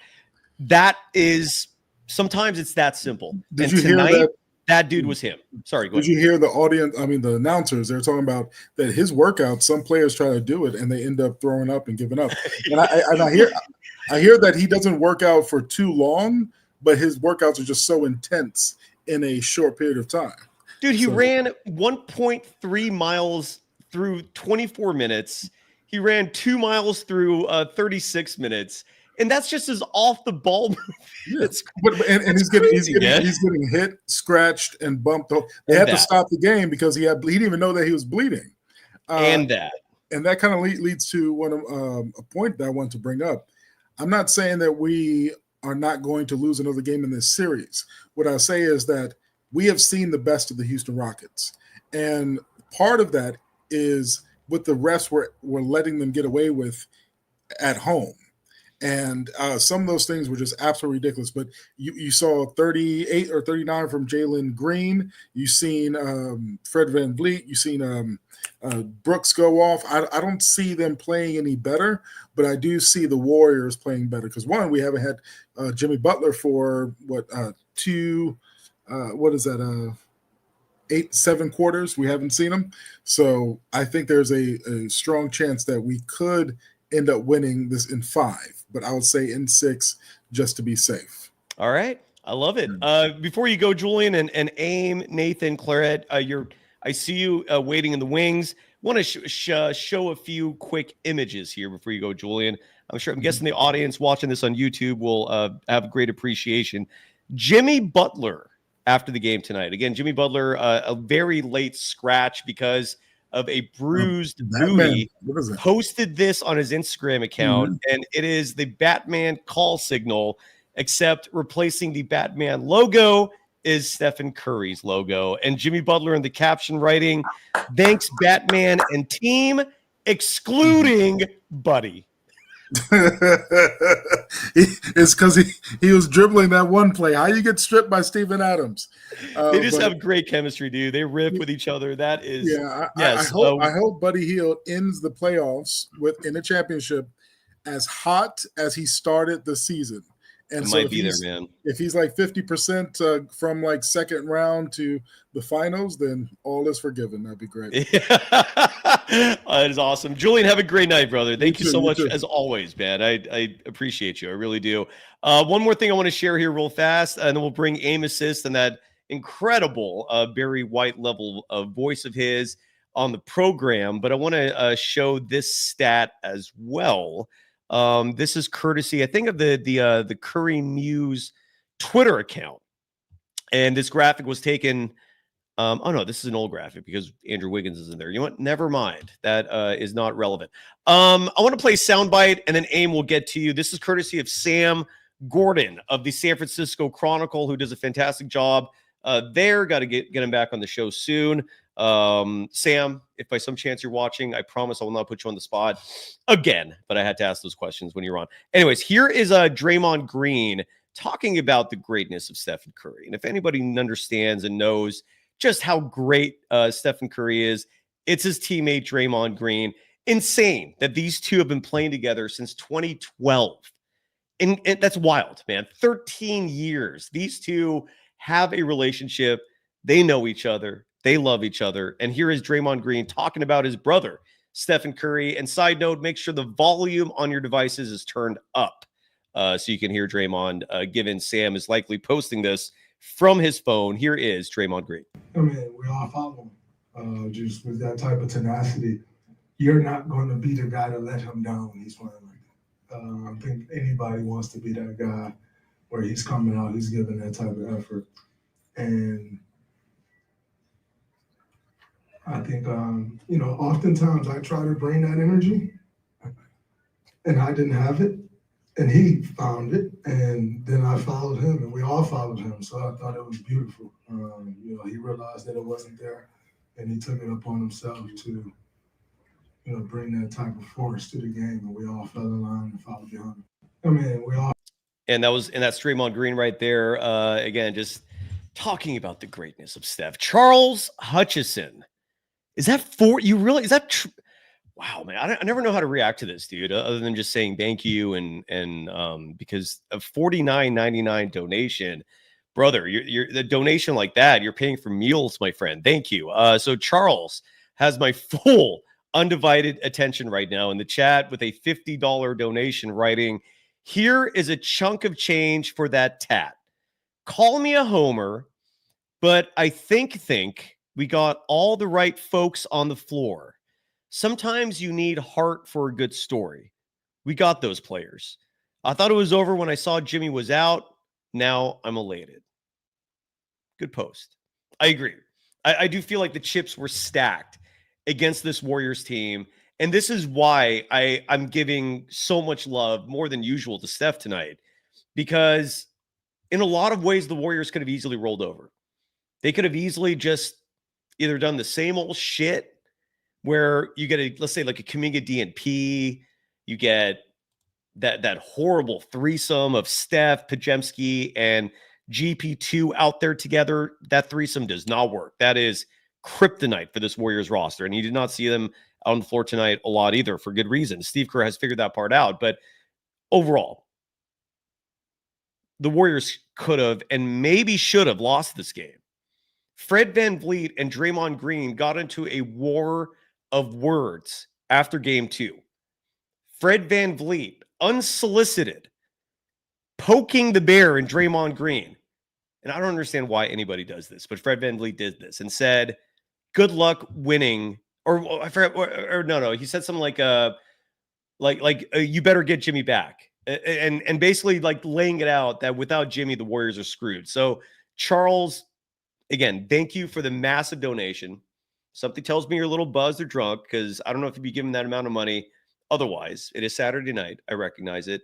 No refunds, but thank you. And your point's well taken. I wholeheartedly agree. This was a huge, huge win. Good call. And thank you again. Aim assist with that silky smooth voice. Welcome. Yo, Sai, what up? What's up, man? Man, first of all, I just want to say I wasn't worried about Jalen Green. As you see in my PFP, him and JP are some of the most inconsistent players of all time. So if he scores 30, he going to drop 6 the next game. So I wasn't worried about him. But I see you mentioned QP. How many rebounds did he have? He had a lot. He led all players tonight, which is why, again, like sometimes stats sometimes don't tell the whole story. He led all rebounders tonight with 12. In my opinion, should have been 15, but it was still a good night for Quinton Post. Yeah, I was gonna say that. Like, it didn't feel like when you were watching, if you watched the game, he could have had a lot more rebounds. And at some point, I was screaming like, "Damn, you're 7 foot, bro! Just get a board." But he's not there yet physically. Frank Red is on the show sometimes. He's part of the panel, and he's really good at scouting. He's a former D1 player at Fordham, and his first analysis of Quinton Post was his shoulders are not broad enough for the NBA game. And I'm thinking to myself, like, what? Like that's like that is incredible that you saw that. But then when you actually watch him playing on the court, you kind of see it. Like, he needs to put on some more muscle. Steven Adams was pushing him around out there tonight, man. And again, you can't give up offensive boards on missed free throws. That's a crime, dude. Sorry to interrupt. Go ahead, man. yeah, it's crazy. I feel like 2017, Adams actually cooking, bro. Like, he should not be cooking like this. But did you see him pick Buddy Hield? Oh yeah, bro. Bro, I was like, you got picked by Steven Adams of all people, bro. Are we serious, bro? Like, are we serious? We laugh about it now, man, but that was not funny when it happened. Bro, elementary school handles, dog. Like, come on, bro. Yeah. But Pods was inefficient today. But he was clutch. He was extremely, extremely clutch in this game, getting to the free throw line. And just for the next game, people need to hit these wide open shots still. I don't get on Buddy because Buddy he kept us in the game, you know what I'm saying? Even though he has, like, the time he makes the buckets are never when we take the lead. It's always trying to catch up. But, yeah, people, they got to make these open shots for sure. I don't know what stretch it was, but you were saying they couldn't score or something when Curry was out. Second quarter was ugly, dude. Like, they went a good time span without scoring. And again, 4 minutes, 12 seconds, Steph did not play in the first half. They didn't score a single point during that. I don't know how that went in the second half. I didn't get a chance to do the research on that, but yeah, it was a little ugly. Yeah, that was horrible. But I honestly think this series is in the bag. I think they're cooked the next game because Jimmy Butler comes back. So I don't know. I feel like the Rockets, their Achilles heel is shooting. Even though they started off hot, like, they're just like Orlando. It's just hard for them to put the ball in the basket. So unless they just go to Sengun every time and they have he just has a historic performance, I think we pretty much got this in the bag. I still think they get a game at least, but I don't think they win this series. I just don't think they have enough shooting for it. They're just too inconsistent. Aim, stick around with me for 1 second here so we can listen to Draymond Green together. This is Draymond after tonight's game. And here he's talking about Dillon Brooks calling him dirty. In case you missed that, after game 2, Dillon Brooks had the audacity of actually blaming Draymond Green for Jimmy Butler having his feet knocked out from under him by Amen Thompson. He accused Draymond of pushing Amen, even though there's zero evidence substantiating that wild accusation. So here was Draymond Green tonight, asked about that after the game. Here's Dray. Draymond, we didn't get a chance to talk to you yesterday. I don't know if you saw Dillon Brooks was defending Amen Thompson, but also then called you a dirty player. I was wondering what your response was to that. I don't have one. And then over here, did you make a comment about Jalen Green's nails post game, and did he take umbrage to that? If so, I'm not sure what he took but it was a good win for us. Draymond, we didn't get a chance to talk to you. All right, and that was it. And I think he left right after that. So that's Draymond Green basically avoiding commentary. Go, Aim, what did you think about that? Yeah, I don't know. Brooks, like, I don't know what's wrong with him. He think he better than what he is. I don't know, bro. Like, he was the one talking about Draymond would get ejected this series or whatever, but he literally fouled out. So, yeah, I don't know. I don't know what's wrong with Brooks. Oh, yeah, also, two things before I go. Please. Kuminga was all right. He did play some good defense, but I think he could have been better offensively, but he had a pretty good game. Nothing to say, really. And, yeah, I mean, look, I'm not going to sit here and say he was awesome, but I don't think he didn't hurt the team. And like I said, there were two things that stuck out to me with Kuminga tonight. One is offensively, I thought the best value he brought was every time he penetrated and attacked the paint, which he was doing a lot of tonight. And I think the message resonated with him. Don't shoot threes, right? Just don't shoot them. And he didn't. He had 0 3-point attempts tonight. There was at least one possession where he had a clear, wide open opportunity, and he opted to pump fake and then attack. But what he did repeatedly on that play included is attack the paint, collapse the defense, because the moment Kuminga is getting near that paint, defenses are aware and they're afraid of it. So when he's getting close to the rim, the defense collapses. And every time that happened tonight, he kicked out. There were a lot of wide open 3-point opportunities for the Warriors tonight, largely because of the offense initiated by Kuminga. So I respect him for keeping things simple and doing that. And if coaching resonated with him in that regard, like if that was their message that he then practiced and enacted, great, fantastic job on everyone involved.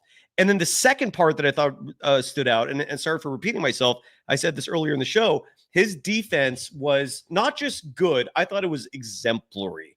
A problem the Warriors have defensively this season, and again, this is a great defense we're talking about, so we're nitpicking a little bit, but if they have problems defensively, it's staying in front of their assigned player, right?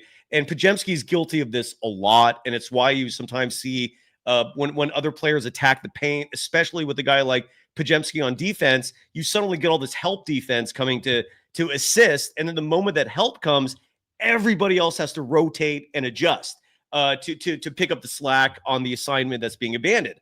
And Kuminga did not have that problem tonight, man. He stayed in front of the opposing player every possession that he was a defender on. Jalen Green was his primary assignment. Those two have a history dating back to the 2021 draft. They're both G League players that neither of them played college ball. So they've got a little connection. And in case you're wondering why is Kuminga asking for so much money, it's because of Jalen Green's contract and what he got. But anyways, so the point is Jonathan Kuminga, great defense, great job attacking and kicking out. I thought he did his job, and that's my Kuminga take. Yeah, I don't think Kuminga should go back to DNP after this. Even though you could argue he's a low IQ or whatever. Like, for example, the Houston Rockets, Jalen Green will always play over Aaron Holiday just because of a talent thing. I never got the Guy Santos over JK just because of a talent thing. I just think JK is just too talented for you to be playing Guy so much minutes over him. But one last thing, TJD, I mean, I wouldn't mind seeing him when they put the double big lineups out there, but I think TJD not playing is just on himself. Like, he played himself out the rotation. I know you guys remember back in like February when he just couldn't make a layup. So I don't think that's necessarily a coaching problem. I mean, it's hard to trust him when he was out there. He literally couldn't make a layup. So, and Looney has playoff experience and all this other stuff. So I don't really mind as long as Looney's not starting over QP. We're good. So that's my take on that. Good take. Aim, have a great night, brother. I'm waiting for the mic drop. Normally he's like out tonight. He's just lingering. There we go. Get the hell out of here, you son of. I'm just kidding. Great job, Aim. Let's get a Claret on the chat. Welcome to the show. How are you doing? I am doing great. Can you hear me? Yeah, loud and clear. Yes. Oh, how are you doing? Doing good, man. Tonight I'm doing good. I'm happy. This was a big win. I was prepared for the worst, so I'm really elated. I'm elated. How are you doing, man? How are you, more importantly? I am doing great. It is spring. It is almost summer, so we're no longer cold over here. So we're doing good too. And the Warriors. Where are you that you have this like bare wall behind you? Like, are you at home? Like, what's the setting? Yeah, I'm just at home. It's a room. It's just a room like that. Yeah. All right, I like it. But yeah, a great win for the Warriors today. I was so worried in that second quarter just because of, it looked like we're stagnant. We couldn't get a bucket. And then you go on the other hand and they're scoring a little bit and you're like, okay, so if you can get a bucket, at least get a stop a little bit. But Steph Curry, my God, Jesus Christ, I don't know what to make out this man. He is incredible. But yeah, you all talked about all that. We can't talk much about him. But I just want to mention something. What is his name? Oh my God, I keep forgetting his name. Quinton Post. Post. I don't know. I know he's 7 feet, but just because he can't jump that high a little bit, sometimes you're like, oh my God, why don't dunk it? Just go off to pump fake, do something. Don't try to jump just because it doesn't have the vertical leap that you'd expect on a 7-footer. But that three, even in game two, it kept us in the game. It kept us close. So I thought he was great on the rebounds and defensively too. He has learned the art of, I call it the Draymond Green art, where he's gonna just direct you to come through until the initial defender cuts back in front of his defender and also returns to play defense on his men. So Quinton Post has been great. And the thing that I didn't want to talk about that much, because I might be a little biased, at Jonathan Kuminga. I had to write this down, just because people keep talking and all that. But I think tonight he did play great, but I'm going to blame Steve Kerr. I think Steve Kerr is the reason why they didn't score anything in that second quarter without Steph Curry on the floor. Because if you think about the stretch that we've had, Jimmy Butler, you play or you run the offense through him, right? And then when you have Jonathan Kuminga and all these other players, you need to put them in situations where they're going to be productive, right? Mm-hmm. You can't be running the chaos you run around Steph Curry, because they're just not the same team. Play in the half court like you do with Jimmy Butler. Or if you see that it's not Jimmy Butler, it's Jonathan Kuminga, tell them to run. Let them attack the defense before they settle. So I think Steve Kerr needs to do a better job of putting them in situations. Remind them, look, Steph Curry is not on the floor, so we can't be doing the same thing. We gotta try something else. Run. If you get a rebound, run. Push the pace. If I don't know, if you get a defender that you can take one-on-one, do it. Kick it out. Make the defense collapse a little bit. It doesn't matter who drives. It doesn't have to be Jonathan. I thought Podziemski had some of the bigs on him. I'm like, why are you waiting? Like, there is no one in the paint to block you. Take one-on-one, force the help, kick it out, let the dominoes fall from there. So Steve Kerr is gonna do a better job. And probably lastly here, I think JK is knocking a lot of rust off of him, because most of the time we talk about rust as physical. You come in, you gassed and all that. But I think also mentally, you can't read the same if you haven't been playing. When you're on the flow, when you get into, I don't know, if you're driving, when you still have that rust and you haven't played in quite some time, you want to score it because that's the initial thought. But you could kick it out. So he's knocking out a lot of rust, and you talked about it on that play where he kicked GP2 and hit the 3. So that's something that is going to be great. And if you keep playing more and more, I think he's going to be way huge in the coming game than he was. Claret, would you agree with me that he looked a lot better tonight than he did in game 2? Like game 2, you could see the rust, right? You could see the lack of sharpness. And side note, this is where I'm going to call out a guy like Nate Duncan of The Athletic for creating like a 2-minute video package, like criticizing Kuminga. Like he literally created this 2-minute video package of every mistake Kuminga made in game 2. And he titled the tweet, "This is why Kerr doesn't play Kuminga." And I did reply to him, and I called his dumbass out for that, because it's like, dude, like really, like he was DNP'd for 3 straight games, and he's thrust into game 2 when he wasn't even expecting to play. And he had, I think, only had 1 or 2 turnovers the whole game, anyways. And you're just gonna, it was egregious. It was just mean spirited. There was nothing cool about it. I thought he looked way better tonight than in game 2. And secondly, are you wearing gloves? What's going on with you over there, man? You doing all right? Oh, so usually when I'm driving, I don't like the contact with my steering wheel, so I put on like rubber I'm gloves. not judging. I'm just curious. Yeah. Okay.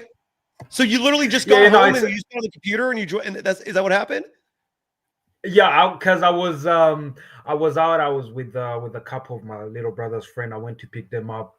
They went for the weekend, and then I was watching the game as I was waiting for them. So I came in. I'm like, you know what? Let me just join Golden Days, because I usually do like I usually do like my own YouTube podcast with about one of my friends. But today he was a little busy, so I was like, you know what? Let me join them and then see what they have here. But yeah, I just got home and then I was still wearing gloves and yeah. Sounds good. No judgment, man. I don't wear gloves like that, but if I go like grocery shopping or outdoor shit, this is something that I started doing during the pandemic. Like, remember when everyone was like, you can't touch anything, and I was like, all right. So I just started buying these gloves, and I was like, you know what? I like this. So like when I go grocery shopping or do stuff like that, where you have to like, it suddenly has become like a comfort thing for me. So I kind of get it. I hear you on that. No, isn't that you're what right. people used to do in the old days, like in the early like Sean Connery, James Bond days? Like, didn't everyone drive with gloves? I feel like that was a thing. So you're still doing it. Yes. Respect. All right. Sometimes I have a couple workmates who'll be like, "Yeah, James Bond, why are you always wearing gloves?" I'm like, it's just comfortable. But I hear you, man. I hear you, dude. I hear you on that. before I leave, yes, I just wanna mention something. You know, when I talked about putting players in situations that are productive for them, situations that help them be better. You're so weird. Like, I think if you've seen JK play, you know that unless it's a clear mismatch in the post, get him out of there. Put the ball in his hand at the top of the key or sort of the nail at the three extended. Run a screen for him. Let him go 100 miles per hour downhill. I am betting 100,000 plus my own house on that layup or on that kick out in the corner. It's gonna force help every time, right? But if you put him, I don't know, like even if it's just, and I get it, it's controlled chaos. You don't know where you're gonna be. You just gotta make timely cuts. But if Steph Curry is not on the floor, there is enough spacing. If you have QP on the floor with JK, you can let him operate through screens. You know, let him take whoever he wants, whether it be one-on-one on top of the key. He gets more space. He gets more room to go to the basket and make decisions. And before you know it, now he is all energized and hyped, and he's starting to do this cut. Some people needs to get going before they can, like, their brain just wake up a little bit. So Steve Kerr, yeah, he's gonna do something about it. Yeah, well, good. Fortunately, he did something tonight. I'm just glad he played. And again, my focus at this point of the season is just wins. And really, the biggest reason why I didn't like the idea of Kuminga getting DNPs is because you're going to need this guy at some point. I mean, he's too good. If your aspirations are a championship, he's too good to just like bench for the entire postseason. And the more you play him, the less of a risk of things like rust being a factor. So in all honesty, man, like I could care less about the minutes at this point. It's just getting wins. And I thought he did his job tonight, and let's just hope it continues, right? I mean, that's my stance. Hopefully on it. He doesn't give him another DNP and then another rust, and then we're going to knock off the rust again. And then, you know, but he's stepping in the right direction. Anything else before we go? Before you're out? No, I mean, thank you. It's great. Thank you for having me. Thank you. You know, see you sometimes. Thank you, brother. Thank you. Where are you in the world, Claret, before we go? Canada, Edmonton, Montreal, right? No, New Brunswick. Oh, because you've been on the show before, correct? Yeah, I was here a couple. I think it was the Clippers game. No, Memphis, one of the two. Yeah. New Brunswick. I'm guessing it's still freezing balls out there right now, correct? Or is it warming up? It's better. It's better now. It's spring. We're like, I mean, for us, it's like 5 degrees Celsius going up. We're good. All right, Claret. I hope to see you again soon. Love the gloves. Love the take. Your you. energy is wholesome. I like it, man. You seem like a good person. All right. Thank you, brother. Have a great night, Claret. And that was Claret. 2 more callers, and we'll call it a night on a Saturday. Dre, welcome to the program. Hey, man, good game today. Steph Curry, amazing like he always does. And my question for you is, well, before I give you the question, I got to give a shout out to my best friend Carlos, whose son just got drafted to the San Francisco 49ers. Oh, who's his son? His name is Jordan James. He's running back from Oregon. Yes, that was one of the good picks today. Yeah, his son's a monster. So, good. Yeah. No, I noticed I have a lot of 49ers friends and family, and I grew up religiously loving that team. Still do, but it's always been them and the Warriors, right? And it's always they flip between 1A and 1B. Anyways, my point is the Niners are a huge part of my life, and a lot of people were unhappy with this draft. But that running back, and I already forgot his name, please forgive me, but he was Jordan James. Jordan James. He was one of the bright sides of the draft today, from what I gathered. So that's that a was good a sleeper pick. There. Yep, my best friend's son. So congratulations to him on that. Yeah, congrats. My question for you is: Jimmy Butler's coming back. How many minutes will you give Kuminga if you were coaching Steve Kerr? Well, honestly, if you were the coach. I want to highlight Abraham De Leon, whose opinions I always respect tremendously. And side note, Abraham, I believe you were the one that's been vouching for Buddy Hield. Your takes look good. You look good, man, because Buddy was huge tonight. So Abraham De Leon brings up that the same lineup that I lost my shit about a few weeks ago, because it was also against the Rockets. We saw almost the same identical lineups today. Yes, we did. But I'm happy. And look, 2 very different situations. I mean, the reason why I lost my shit in that last Rockets game, the last regular season game, was because that game followed 3 straight wins over the Grizzlies, over the Lakers, and over the Nuggets, right? And the Nuggets one was especially huge. It snapped the 9-game losing streak to them. Yep. And the GP2 was out for all those games because of a torn ligament in his shooting hand. And he comes back. I think he played like 2 minutes in the Nuggets game, but it was like a smidge of playing time. So he's pretty much like you see the Warriors beating these elite teams, and then you see them play the Rockets, and you see Kerr just abandon everything that led him to that point. Everything that made me guarantee the Warriors to win a championship. He just was like, oh, GP2's back. Okay, now you're my most important player, and everyone else can go sit down. And I lost my shit. And I still stand by that. I still do not think that when you look at the rotation and the pecking order, that GP2 should be ahead of Kuminga. That's just me. I think what he sees, in my opinion, what he sees in GP2, he sees in Pods. Not offensively, but they do the little things to win games. Yes. And I think that's what he sees. And also he's a veteran. You gotta, Steve Kerr loves his vets, but yes, I think that's what he sees in that. Yeah, so and regardless, look, but my whole point is, like, at this point in the season, though, and I know that was just 3 weeks ago or a month ago, like, look, times have changed, and when you're at this stage of the season, I don't give a shit how you win. It's just every win is so important. As long as you get it, kudos, man. Like great. And the fact that Kuminga's not just, rotting away. I mean, look, 16 minutes is not a lot, but dude, the postseason, like, context is important. And we're in the postseason to get a win, especially with Jimmy Butler out. I do not give a shit how they do it, man. Like, even if Jonathan Kuminga got DNP'd, if they win, I don't give a shit. But I also do believe with conviction that if they're going to win a championship, Kuminga has to be part of it. Like, so I don't know how. How many minutes will you play him when Butler comes? If you're coaching, if you're the coach, same.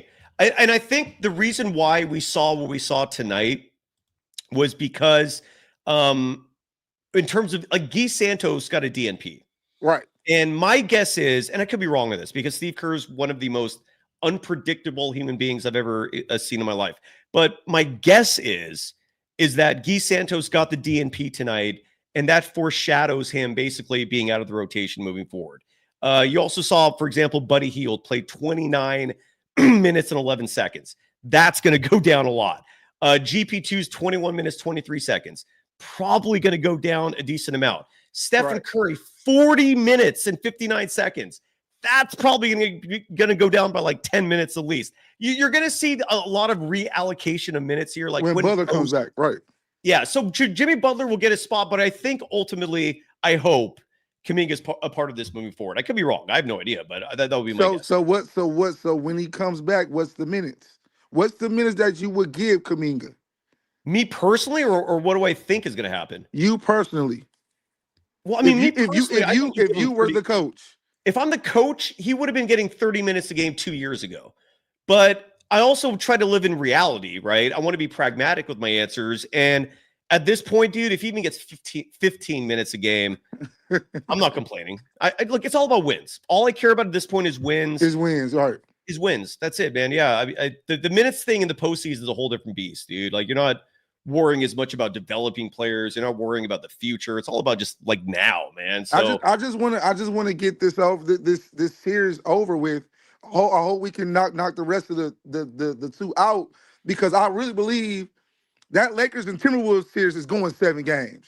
So we can get rid of the Rockets early. We can get some rest and get ready. What do you think's going to happen big picture here, man? What's your prediction? On this series or just the whole postseason? Oh man. That Denver series and the Clippers. Oh man, that was amazing.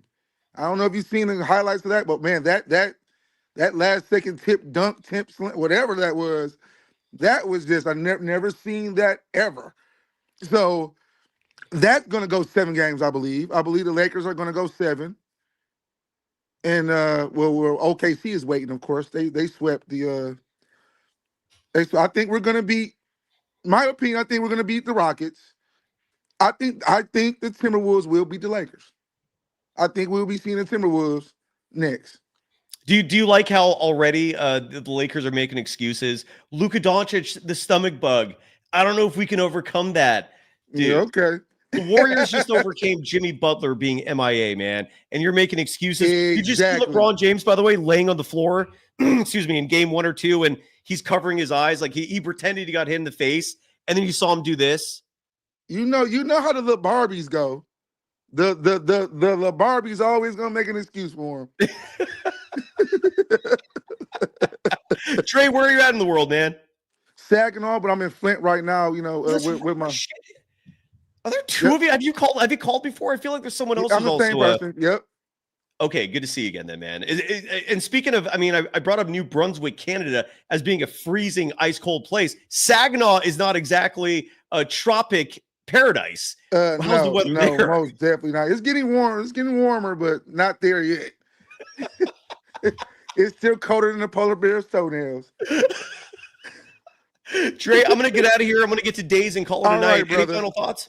No, that's all. Go Warriors. Let's keep it going. Beautiful. Yeah, that was a fantastic. There we go. And even dropped the mic and bounced out. Let's go days to wrap up the show tonight. And then we'll do a quick check on the postseason and then call it a night here on a Saturday evening. How are you doing, Days? Hello, can you hear me? Yeah. It was an amazing game. You know what I'm saying? Can you speak up a little bit though? Your levels are really low. What about right now? Is it better? That's better. Go ahead. I'm sorry. Yeah. So I mean, it was a good game. Curry went crazy, and it really just proves what I believe. It's just like we're a superior team at this point. So, like it's a cycle. Like they lost with we beat them without Jimmy. Fred was saying on what's it called? On game 2, he was saying like y'all better get Jimmy and stuff. Jimmy, yes, sir.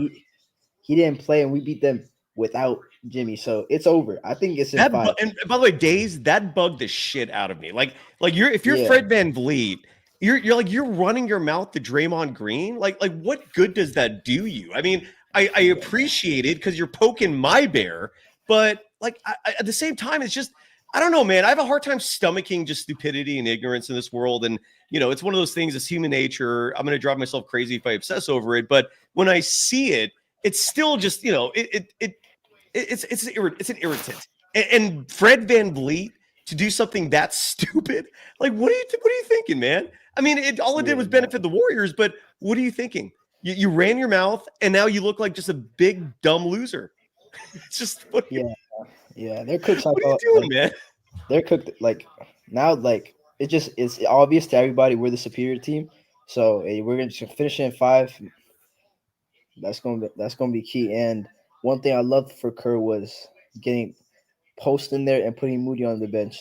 Moody's been like this series, he hasn't been able to attack Şengün. It's been bad. So like Moody really needs to like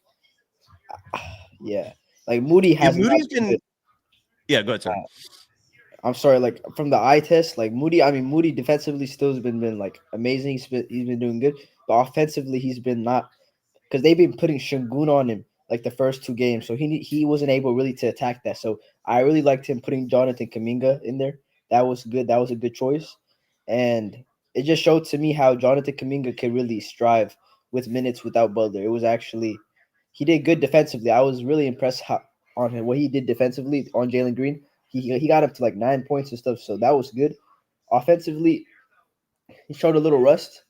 I ain't gonna lie. I think he had the worst plus minus, but still, there's hope for Kuminga with Steph. Yeah, you're right. Technically, you're right. He had the worst net rating with a -5. Yeah. I mean, and a lot of that was Kuminga not playing in the fourth quarter, because if you notice, everyone who did play in the fourth quarter were massive benefactors of net rating, because they outscored Houston plenty. But it is weird, and that's also why net ratings is a stat that you take with a grain of salt. It's a good compliment. But by the way, I don't know if you feel surprised by this or not, because you brought up Moses Moody and the fact that at least with the eye test, the shot's not going down. But I decided you're right, and I agree with the sentiment. Like, just from memory, I don't remember a lot of big Moses Moody threes. But when you look at his numbers in the postseason this year, in terms of his game log, I just had it. Damn it! Oh, here it is. Moses Moody from 3-point is 4 of 10 through 3 games. Well, is that right? According to this, he's 40%. I don't know how that's possible, but today it went down. Okay, so he's now 5 of 15. Okay, so he's at 33% now. Okay, that makes more sense. Sorry, the stat I was looking at was just the first 2 games. His 3-point shot's kind of meh. I mean, like, I feel like he can improve that, just like locking in, but I think he's getting tired from the defensive tasks. That could be too. So so this is a series that like where defense really was going to win the series. So I like Moody playing defensively, but for the second round, I hope he takes a little break defensively and see what he can do offensively. Because like this series he's been too hesitant. He's been getting the ball like there's this one play I think in game 2, Draymond was trying to get him to attack Şengün and stuff. And then he passed it, and then he just gave it back to Draymond, and he just like it's bad. So I like Jonathan Kuminga coming back. That was a good idea, but and starting him, that was bold. I liked it. I liked too. I liked what he did. I'm still waiting. Someone either yesterday or the last post game show, I can't remember which. Somebody in the chat predicted it, and it said initially it sounded crazy because no one in the right mind was thinking that Kerr's going to start Jonathan Kuminga right after 3 straight DNPs. Yeah, there he was. I'm still waiting for that guy to show up and get his flowers. But anyways, I mean, so it was good. But if Butler's gonna play, most likely, like people say, Kuminga probably not gonna play. I ain't gonna lie, because it just depends how many minutes he's willing to give Curry and Butler. Because like if he's gonna give Butler another 40, like I don't expect seeing Kuminga play. The thing is, like, you can't. I think what Steve Kerr has noticed, and like I kind of agree with him, is like you can't play Kuminga and Butler at the same time. Like, not like those lineups should never be playing during the playoffs, because it's just like the net rating was showing it or something. It's just it hasn't been as good as people say. So just leave Kuminga with Curry, and while Butler's resting, just put Kuminga. That's the way we're gonna win a championship. Like that combo. And let Kuminga get rust off and shit, and like he can lock in, and like we can really like go far. Like I see this working, but it can't. I don't see it like being together. Like Well, Kuminga, Kerr doesn't like, see it, so, and he's in charge, right? But I will say this: when you look at the net rating, because the sample sizes are really small, so to rely on that net rating to come to a conclusion, I think is not the right way to go about it. And I'll give you an example. Sorry to be a broken record repeating this information, but 38 minutes together is what Kuminga, Draymond Green, and Jimmy Butler have played together, right? And their net rating, those three together are minus 26. You don't know who the other two players are on the court with them, but when 3 of the 5 players are on the court, and the 3 players are those 3, Butler, Draymond Green, Jonathan Kuminga, they were minus 26. Now, when you add Steph to the mix, right, suddenly it's those 3 and Stephen Curry, and the 5th person still a mystery. But Stephen Curry, when you add him to the mix, they've played together 23 minutes on the season, and they're a minus 11. So the minus 26 immediately goes down to minus 11 when you add Steph. And then when you add, and I only looked at one other combination when it comes to 5 players. Like I didn't see how it looks with other players, but when Brandon Podziemski is added to that mix, so now you have a 5-player net rating, which is as objective as you're going to get with net rating, right? Because now you have 5 dudes, and there is no like gray area there. It's pretty black and white. And you add Podziemski, so now you have a lineup of Stephen Curry, Brandon Podziemski, Jimmy Butler, Draymond Green, Jonathan Kuminga. They've only played 11 minutes together.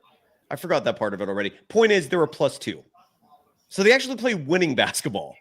But Steve Kerr's the boss. It's like, we can sit here and talk about talk about net rating and combinations and who we like all we want, but Kerr's the man making that call, dude. And he agrees with that's how he feels with what you said. Like he does not think Butler and Kuminga fit together, and nothing you can do about it. I kind of agree. I agree with them at this point, because like it's the playoffs and I don't want to risk anything. Because at this point, it's a risk and benefit. It's like it's not really like fixed, and we don't know like what it could do. So I wouldn't risk anything during the playoffs. This is Curry's like one of last year. So I like Kerr playing. He's playing the safe side. You know what I'm saying? And the thing Quinton needs to start. Moody needs to get benched. That has to happen. And Kevon Looney has been bad. I think we just DMP. Well, let me ask you this: Would you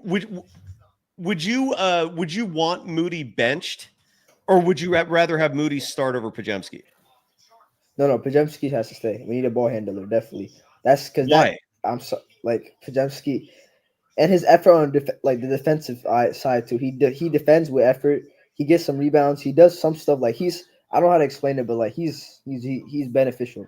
Moody because Podziemski, he's more involved in the offense. Like you could just tell he gets more ball touches, he gets more opportunities, and I like how he just plays. He helps Curry out too, because Curry doesn't have to get that too many possessions and stuff. So I like to keep, and he's really good on the plus and minus sides. Like he be getting good plus minus. That's the stat. Yes, that is the stat that he does get that.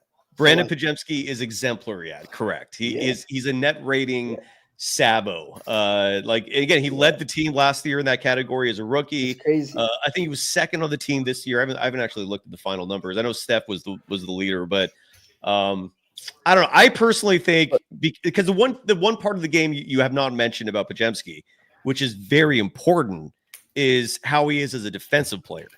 And that's why, I don't, to me, ball handling is not that important. But, if a player can make the NBA, they can dribble the ball. So I know Steve Kerr puts a massive emphasis on ball handling. I think it's just one of many skills that is valuable, but I don't put it as the first thing or second thing I look at. My point, though, is if I was in control, I agree with you in the sense that Quinton Post should be the starting center. He spaces the floor.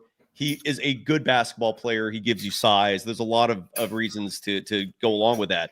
But I personally would start Moses Moody as my 2, just because he's a better 3-point shooter than Podziemski. Literally. I mean, they're pretty much the same on the season. I think Moody's a little higher than him. Career-wise, Moody's a better 3-point shooter. And the defensive side, though, is why Moody, I think, brings a lot more to the table. Like Podziemski gets abused defensively. Do you not see that? I mean, no. I mean, that's because they put bigger guys on him. That's if they're playing bigger lineups. Okay, yeah, put Gee he didn't play because he was really atrocious on game 2. But to be honest, like we could get big too, but like Pods, he's just like all around. He's not scared to attack. He has confidence. Like you could tell it into Moody. He be hesitating. I don't like that. That's not if you're hesitating in the playoffs, it's gonna cost. So like, and he doesn't want to attack Şengün, and we have pretty much Pods who's ready to like attack anybody. He's like his confidence is like crazy. So like, I want to start with him. Plus he got the plus minus, and he's not bad. He scored like 10 points today. I think, no, he's not bad. He's not bad. I'm just telling you, my personal preference would be Moody, and then you bring Podziemski off the bench as your backup point guard. But that's just me. I mean, I'm just saying this. I'm not saying this permanently. I'm just saying for this series specifically because what I've noticed is they can't score. Like their offense is cooked. It's really crazy. Like, did you see how many plays Houston ran? And their offense is very simple. Either they're shooting threes, and those were not going down tonight. Houston, side note, I don't think I mentioned this earlier. On this in the game, they shot. It wasn't bad actually. Houston was 39.3%. They shot 39%. Yeah, was not a bad shooting night. But what Houston failed at miserably was their paint scoring. I haven't looked at that either. Something tells me that went down a lot. Points in the paint, Warriors won that tonight. And do not pretend the Kuminga factor did not influence that. The Warriors won the points in the paint battle first time in the series of 44-38. And what I saw repeatedly was Houston just trying to force it inside, man. Either a given goes to Şengün, given goes to Jabari, and the Warriors were ready for that shit, dude. Their defense shut that down. Yeah. I liked it. I like what I saw. But I'm also with you in the sense of this, and I'm getting tired here. So sorry if I stop making sense. But I agree with you. This is not the time for experimentation. All right. The postseason is not the time to go, I wonder how this looks. Like you want to go with what you know. And so, like. Yeah. Like I ain't gonna lie, like 14 out of 24 free throws, like Haka Adams or something like that. That was good. Days, what do you have to look at Kevin Durant? Whose team got bounced from the regular season, did not even make the play-in. He's lurking. He was at an event earlier today. He's in the chat. Mr. Durant, good to see you. Look at that. Oh my God. He's even saying, like, he's showing love. He's even pointing out the fact that my eyes are all squinty right now because I'm happy. Kevin Durant, thank you for joining the show. Woo! All right. Yeah. But it was for this year. I'm just saying that for this series, just like start Quinton post for this series. Because, it's crazy, bro. Like, he could get rebounds. Like, I was surprised, like, how many rebounds. He got 12 rebounds, I think. Defensively, he wasn't even that bad. So, in this series, I would be inclined to play him if he doesn't get tired, maybe 30 minutes. Days, I gotta run, brother. Thank you. I'm sorry, I don't mean to cut you off, but I gotta run here. Have a good night. I'm gonna get Chardol in a second. I gotta call this clown out real fast here because Amar Jal, who is better known as Amar Singh, he's one of Larry Kruger's diehard fans. He's also the president of the Steve Kerr fan club. And what I've told Amar before, and I'll say it again, instead of being a gutless, cowardly keyboard warrior, I post the link in the chat so you could actually show your face, or at a bare minimum, just let people hear your stupidity instead of just reading the ignorance that you type on a screen from your mom's basement. Don't insult the audience, all right?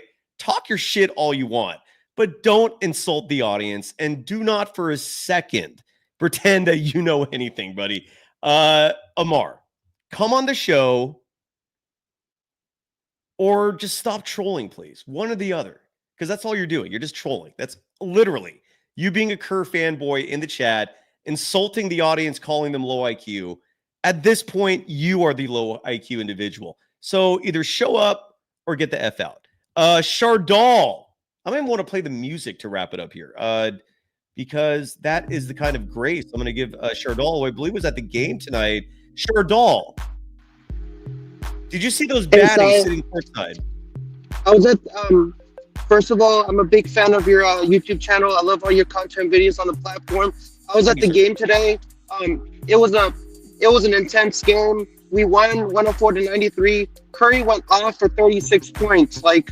He took over in place of Jimmy Butler, who was out with that public contusion. Hold on one second. Days was telling me he wasn't done. Now I feel bad. Days, give us your final thoughts real fast, man. Shardall, you're gonna have to do a Oh, now he bounced. And now he bounced. Man, he sits there and complains, and then okay, Shardall, the floor is yours again. Sorry. Go ahead. I'm a big fan of your YouTube channel. I love all your content videos on the platform. I was at the game today.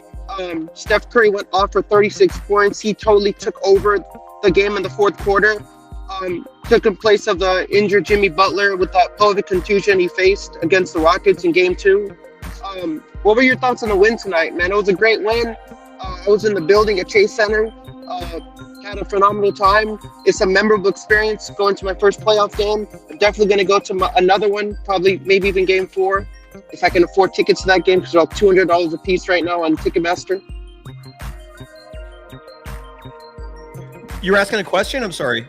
So what were your thoughts on the win tonight for the Warriors? They take a 2-1 awesome. lead.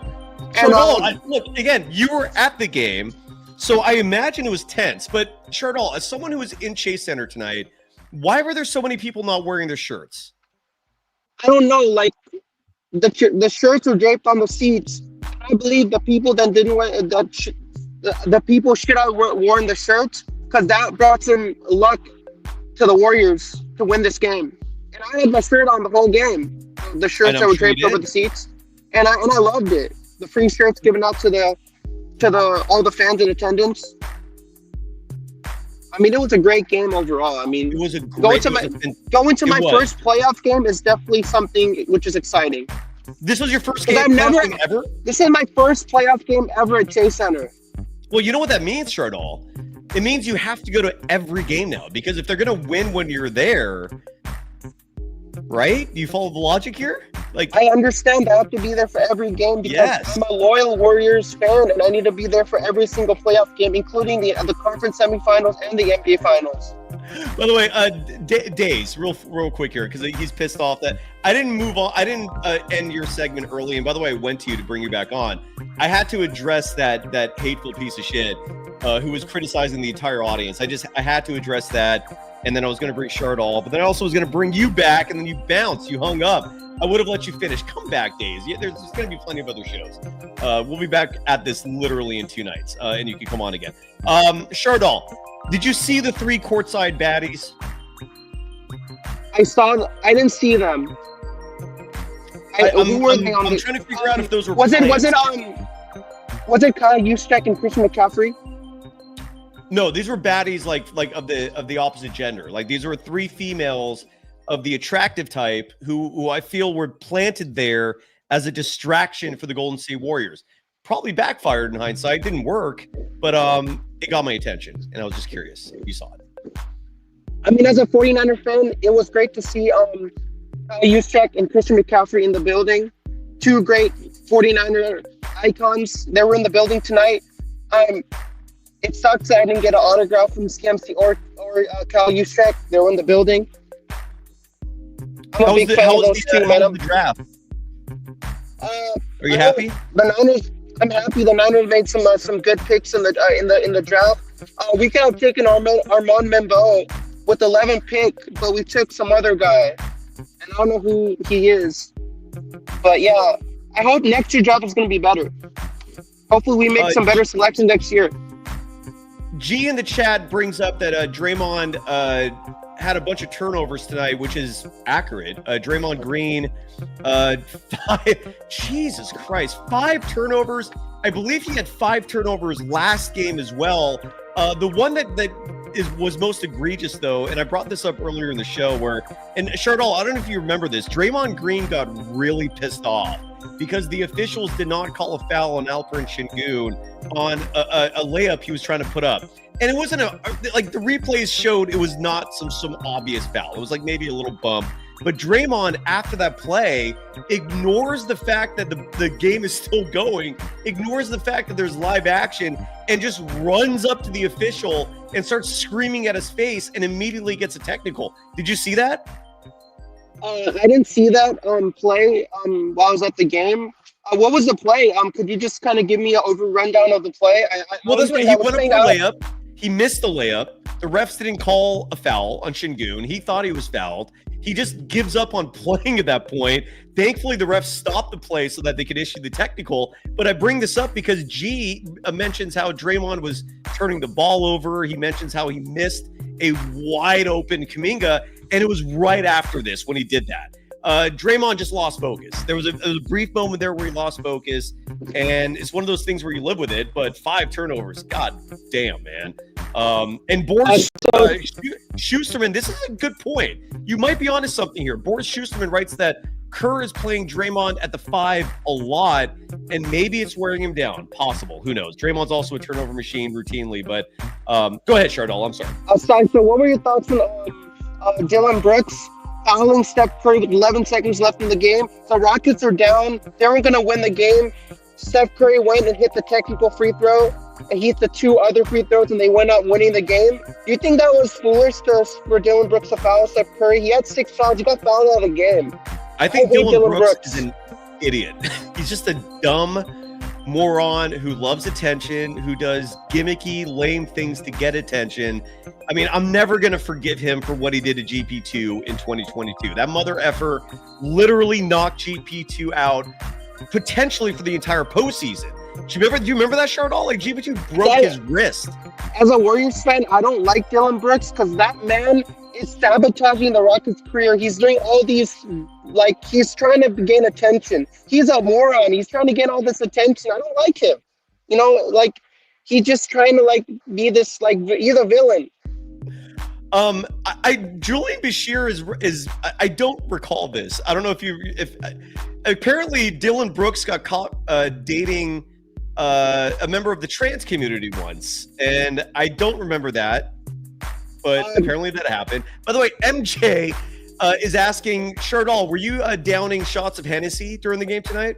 I had a beer, but I didn't take any Hennessy shots. What kind of beer? It's a Modelo. Modelo, Especial or Negro? Yeah, Especial. Oh, that's one of my favorite beers, dude. Did you put a lime in there with it? I put a lime in there. Oh, that's some good stuff right there, brother. Dillon Brooks, a comparison for Dillon Brooks, I would compare Dillon Brooks to Dominic Mysterio, the most hated man in the WWE. Dillon Brooks is the most hated man on the Rockets right now. Shardal, I'm going to, correct me if I'm wrong on any of this. I'm going to guess you're single. Is that correct? I'm single. What would you prefer? A girlfriend who's a Warriors fan or a girlfriend who's a Niners fan? A girlfriend who's a Niners fan. So Niners gets the edge. Okay, all right. What's your type of lady? Do you have a type, Shardal? Like, if you had to, I don't know. I'm still looking. I don't know who I'm into. All right, sounds good. Okay, good luck out there. It's a horrible meme. It was a great win overall. Warriors took down the Rockets 104-93, take a 2-1 series lead in the playoffs. They're 2 games away from advancing to the conference semis. They're going to be facing either the Minnesota Timberwolves or the Lakers in the second round. Who do you want to play? Real fast, Shardal, real fast. Who would you rather, Shardal? Who would you rather play, the Lakers or Minnesota? Who would you rather play? Minnesota Timberwolves, Anthony Edwards. I want to see Anthony Edwards. So you think the Minnesota would be easier out? Minnesota would be easier opponent for the Warriors to face in the conference semis. All right, interesting take. Good stuff. So viewers, make sure to click the like button for Golden Days. Make sure to click that like button, smash the subscribe button, ring that notification bell for Golden Days. Sai makes some great Warriors content in reference to Dazed and Confused, the Matthew McConaughey stoner movie. I'm a big fan of everything you do on here. You're a great host on Golden Days. You're also a great professor at San Jose State University, my alma mater. I tried. I need to go on my stomping grounds, walk around San Jose campus with San Jose State, because I haven't got a chance to do that. I'm getting nostalgic, even passing by San Jose State, and I want to get on the campus and walk around, maybe go to some football games, some baseball games, softball games, basketball games at San Jose State. I'm a big fan of you, and I'll definitely join you on Game 4 of the NBA playoffs. Hopefully get a win and take a 3-1 series lead and eliminate the Rockets. Game, man. It's a huge game. There's only one day that separates every remaining game in this series. So let's hope the Warriors win Game 4 and close this thing out in Houston in Game 5. I said Warriors in 4. I don't think that's Warriors in 4 is going to happen. I'm saying Warriors in 5. I'm changing my prediction. I know it's late. I know I already made a prediction Warriors in 4. Right. I'm changing it Warriors in 5. It's too late to change my prediction after it's already been made. Says who? No, but I said Warriors in 4. And now you say 5, baby. And I'm saying Warriors in 5. I love it. So I'm changing my. I had fun at the game tonight. That was a good game, dude. I did not feel good about anything until about 3 minutes left in the game. So I was anxious.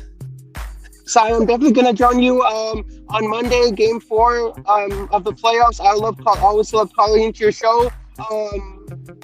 And I'll see you on Monday. I'll see you on Monday night after the Game 4 between the Houston Rockets and the Warriors. I'm looking forward to it, brother. I'm looking forward to it. I'm looking forward to seeing you on. Same. And Sophia Jones will be joining me as a co-host on Monday night. Did you see Sophia? She was sitting courtside. I didn't pay attention. All right, brother. Shardal, I love you. Have a great night. Your connection started to cut out, and I think the timing worked out there. Let's go real fast to the postseason bracket and just get an update on what's going on in the National Basketball Association. In the regular season, we do a post-game scoreboard check and standings, but the season's over. So now we just got to review what's going on in the playoffs. But playoffs? You kidding me? Playoffs? I just hope we can win a game. Any game. So one series is over already, which is really crazy. And that is the OKC Thunder. They have completed a sweep of the hapless Memphis Grizzlies, and they get to kick back and relax. They won 117-115 earlier today to finish that series. The Grizzlies are sent home. Very curious to see what happens with that team this offseason. The offseason is going to be fun in general, and let's hope it's a party-filled summer. If you call yourself a member of Dub Nation. The Cleveland Cavaliers have a 3-0 series lead on the Miami Heat. Game 3 was earlier today in Miami. Cleveland won 124-87 in an absolute kicking. Donovan Mitchell in this game only had 13 points. Jared Allen had 22 and 10 rebounds. Still cannot believe Evan Mobley got Defensive Player of the Year. I mentioned this earlier, but just to remind you, the Denver Nuggets, the first team in NBA history to win a postseason game on a slam dunk buzzer beater, and that slam dunk was courtesy of Aaron Gordon. The game was tied, and he caught, I believe it was a shot attempt, or was that an intentional pass? I can't remember that part of it. But regardless, Aaron Gordon stuffs it as the buzzer sounds. Literally beat the clock by like 0.1 seconds. And the Nuggets have evened that series. It is now a best of 3 Game 5 in Denver. That's what the Warriors don't want, side note. That is a very clear no. We do not want a best of 3 Wednesday. That's when Game 5 is. We don't want that. We want none of that. So Game 4 is big. As big as this one was tonight, Game 4, equal weight. Finish this series, get some rest, and watch Minnesota and LA pummel themselves to death, so you can just sit back and wait. G with wishful thinking saying Aaron Gordon repping the Bay. Oh, that's not wishful thinking. I'm sorry. Yeah, Aaron Gordon is a Bay Area native. I thought you were saying hopefully he comes back to the Bay Area. He just signed a contract extension recently with the Denver Nuggets, so he's not going anywhere. That dude is legit. The fact that he added a 3-pointer to his game is incredible. Yesterday, the Orlando Magic won Game 3 over the Boston Celtics, 95-93. So Boston leads that series 2-1. I don't think this is a bold prediction, but I am incredibly confident that Boston will win Game 4 and then finish the series in Game 5. The Milwaukee Bucks avoided a sweep yesterday. They beat the Indiana Pacers at home 117-101 to make it a 2-1 series lead for Indiana. So that's going to be a huge Game 4 in that series, I imagine, tomorrow. Just curious how Giannis did. Giannis Antetokounmpo, 37 points, 12 rebounds, 6 assists in that game. He also had 5 turnovers. So the Draymond 5 turnover thing ain't nothing new. Gary Trent Jr. Added 37 points as well. Dame Lillard had 7 points, 5 assists in that game. And then the Lakers lost to Minnesota 116-104. Minnesota has a 2-1 series lead. The winner of the Warriors-Rockets will play the winner of the Lakers and the T-Wolves. And that is your postseason update. Enjoy your Sunday. Sleep well. I don't know about you. I know the most boring thing on the planet is someone sharing stories about their dream. So I'll keep it very short. I woke up like 5 times last night because I just kept dreaming about this game. No bullshit. That's ridiculous. I'm not proud to admit that. Something tells me I'm going to sleep beautifully tonight. So if you were feeling anxious about this one, you weren't alone. Huge win for the Golden State Warriors. 2-1 series lead. Game 4 Monday. Sophia Jones joins me again. Stay tuned for that. G wants to smoke a doob with me, hopefully this offseason, brother. G, tell me where you are, man, in the chat, if you don't mind. I know where exactly you are. Adding that your favorite strain, the Durban Poison, Cheetah Piss, and Skittles Fire too. Are those hybrids, or are you a sativa man? Or are you an indica man? I'm like just a hardcore, give me the deepest, darkest indica imaginable. Put my ass to sleep, please. I'm just curious. Papusa Fiend is saying you just found the channel. Welcome. Hopefully you hit that subscribe button and join the party. Another Golden Days are good stuff. Strictly Christo saying come down to Santa Cruz. What part of, are you actually in Santa Cruz, or are you in one of the neighboring communities, whether it's Davenport, Aptos, Capitola, Watsonville? Whereabouts are you exactly? Julian Bashir saying this channel is BDE. Hey now. Oh, Mitchell Iness is adding some strain knowledge, saying Durban Poison is a sativa. The others are hybrids. All right, I see what you're saying. So you're all about the day smoking is the gist I'm following here, if I'm not mistaken. Oh, Strictly Christo saying Capitola. I once caught a wave all the way out in Pleasure Point, Second Peak. That's like the furthest one out there. This was a huge day. This is like one of the biggest waves I've ever caught in my life. And I caught a wave all the way out to Second Peak, Pleasure Point, rode that thing to Capitola Pier, and that memory is still fresh in my mind to this day. That was one of the insane moments of my life. Is Sean, who joined us earlier in the show, from Walnut Creek, asking, where are you going to host the post-chip party? Let's worry about that when the time comes. I have no idea. Something tells me I'm just going to go bouncing all over the bay. Maybe I'll discriminate against Sac, because Sac is not the bay.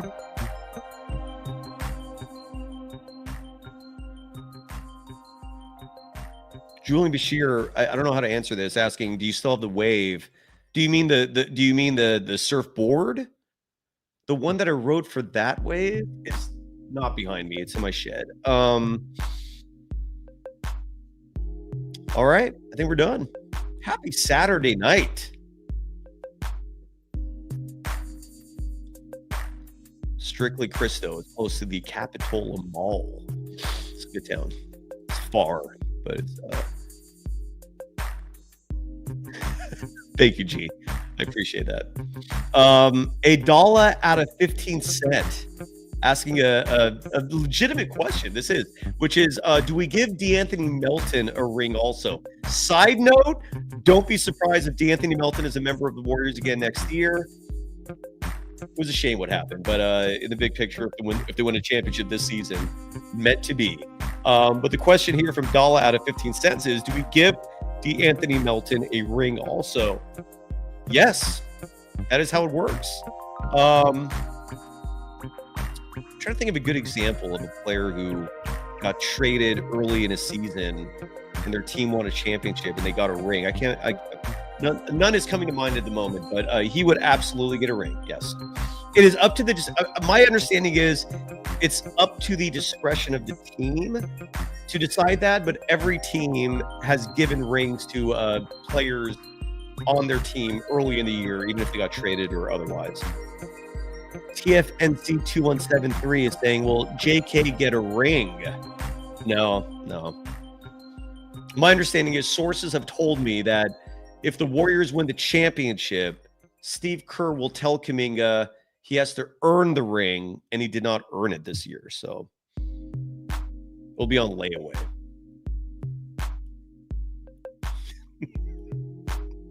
Yadamine saying it's up to ownership. Yes, and again, I've never seen a situation where a team owner did not give a player a ring who got shipped out at some point. Yes, and so Dylan Verano is asking, does that mean Dennis Scrotum? I'm going to see that. Dennis Schroeder, yes, he would get a ring. Andrew Wiggins would get a ring. Yeah, there would be a lot of people getting rings. Yes. I don't get a ring. No, I do not get a ring. All right. We're done. Thank you, everyone. As always, I sincerely appreciate each and every one of you, even the haters, even the Amar Singhs of the world. Obviously appreciate all the supporters, but even the haters make things interesting. So thanks to everyone. What the F is fashion? Again, Sophia Jones joins me Monday night. So at the absolute latest, we will be back in 2 days for Warriors Rockets Game 4 post game. Sophia Jones will join me for that. And I hope that to officially have some good news about her and the Valkyries. Stay tuned for that. Some good stuff. Thank you, everyone. Happy Saturday night. Happy Warriors win. They take a 2-1 series lead in this best of 7 series. Game 4 Monday. And good stuff. Sleep well, everyone.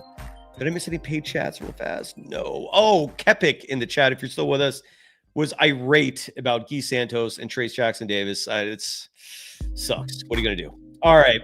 But thank you again. And see you soon. Bye-bye.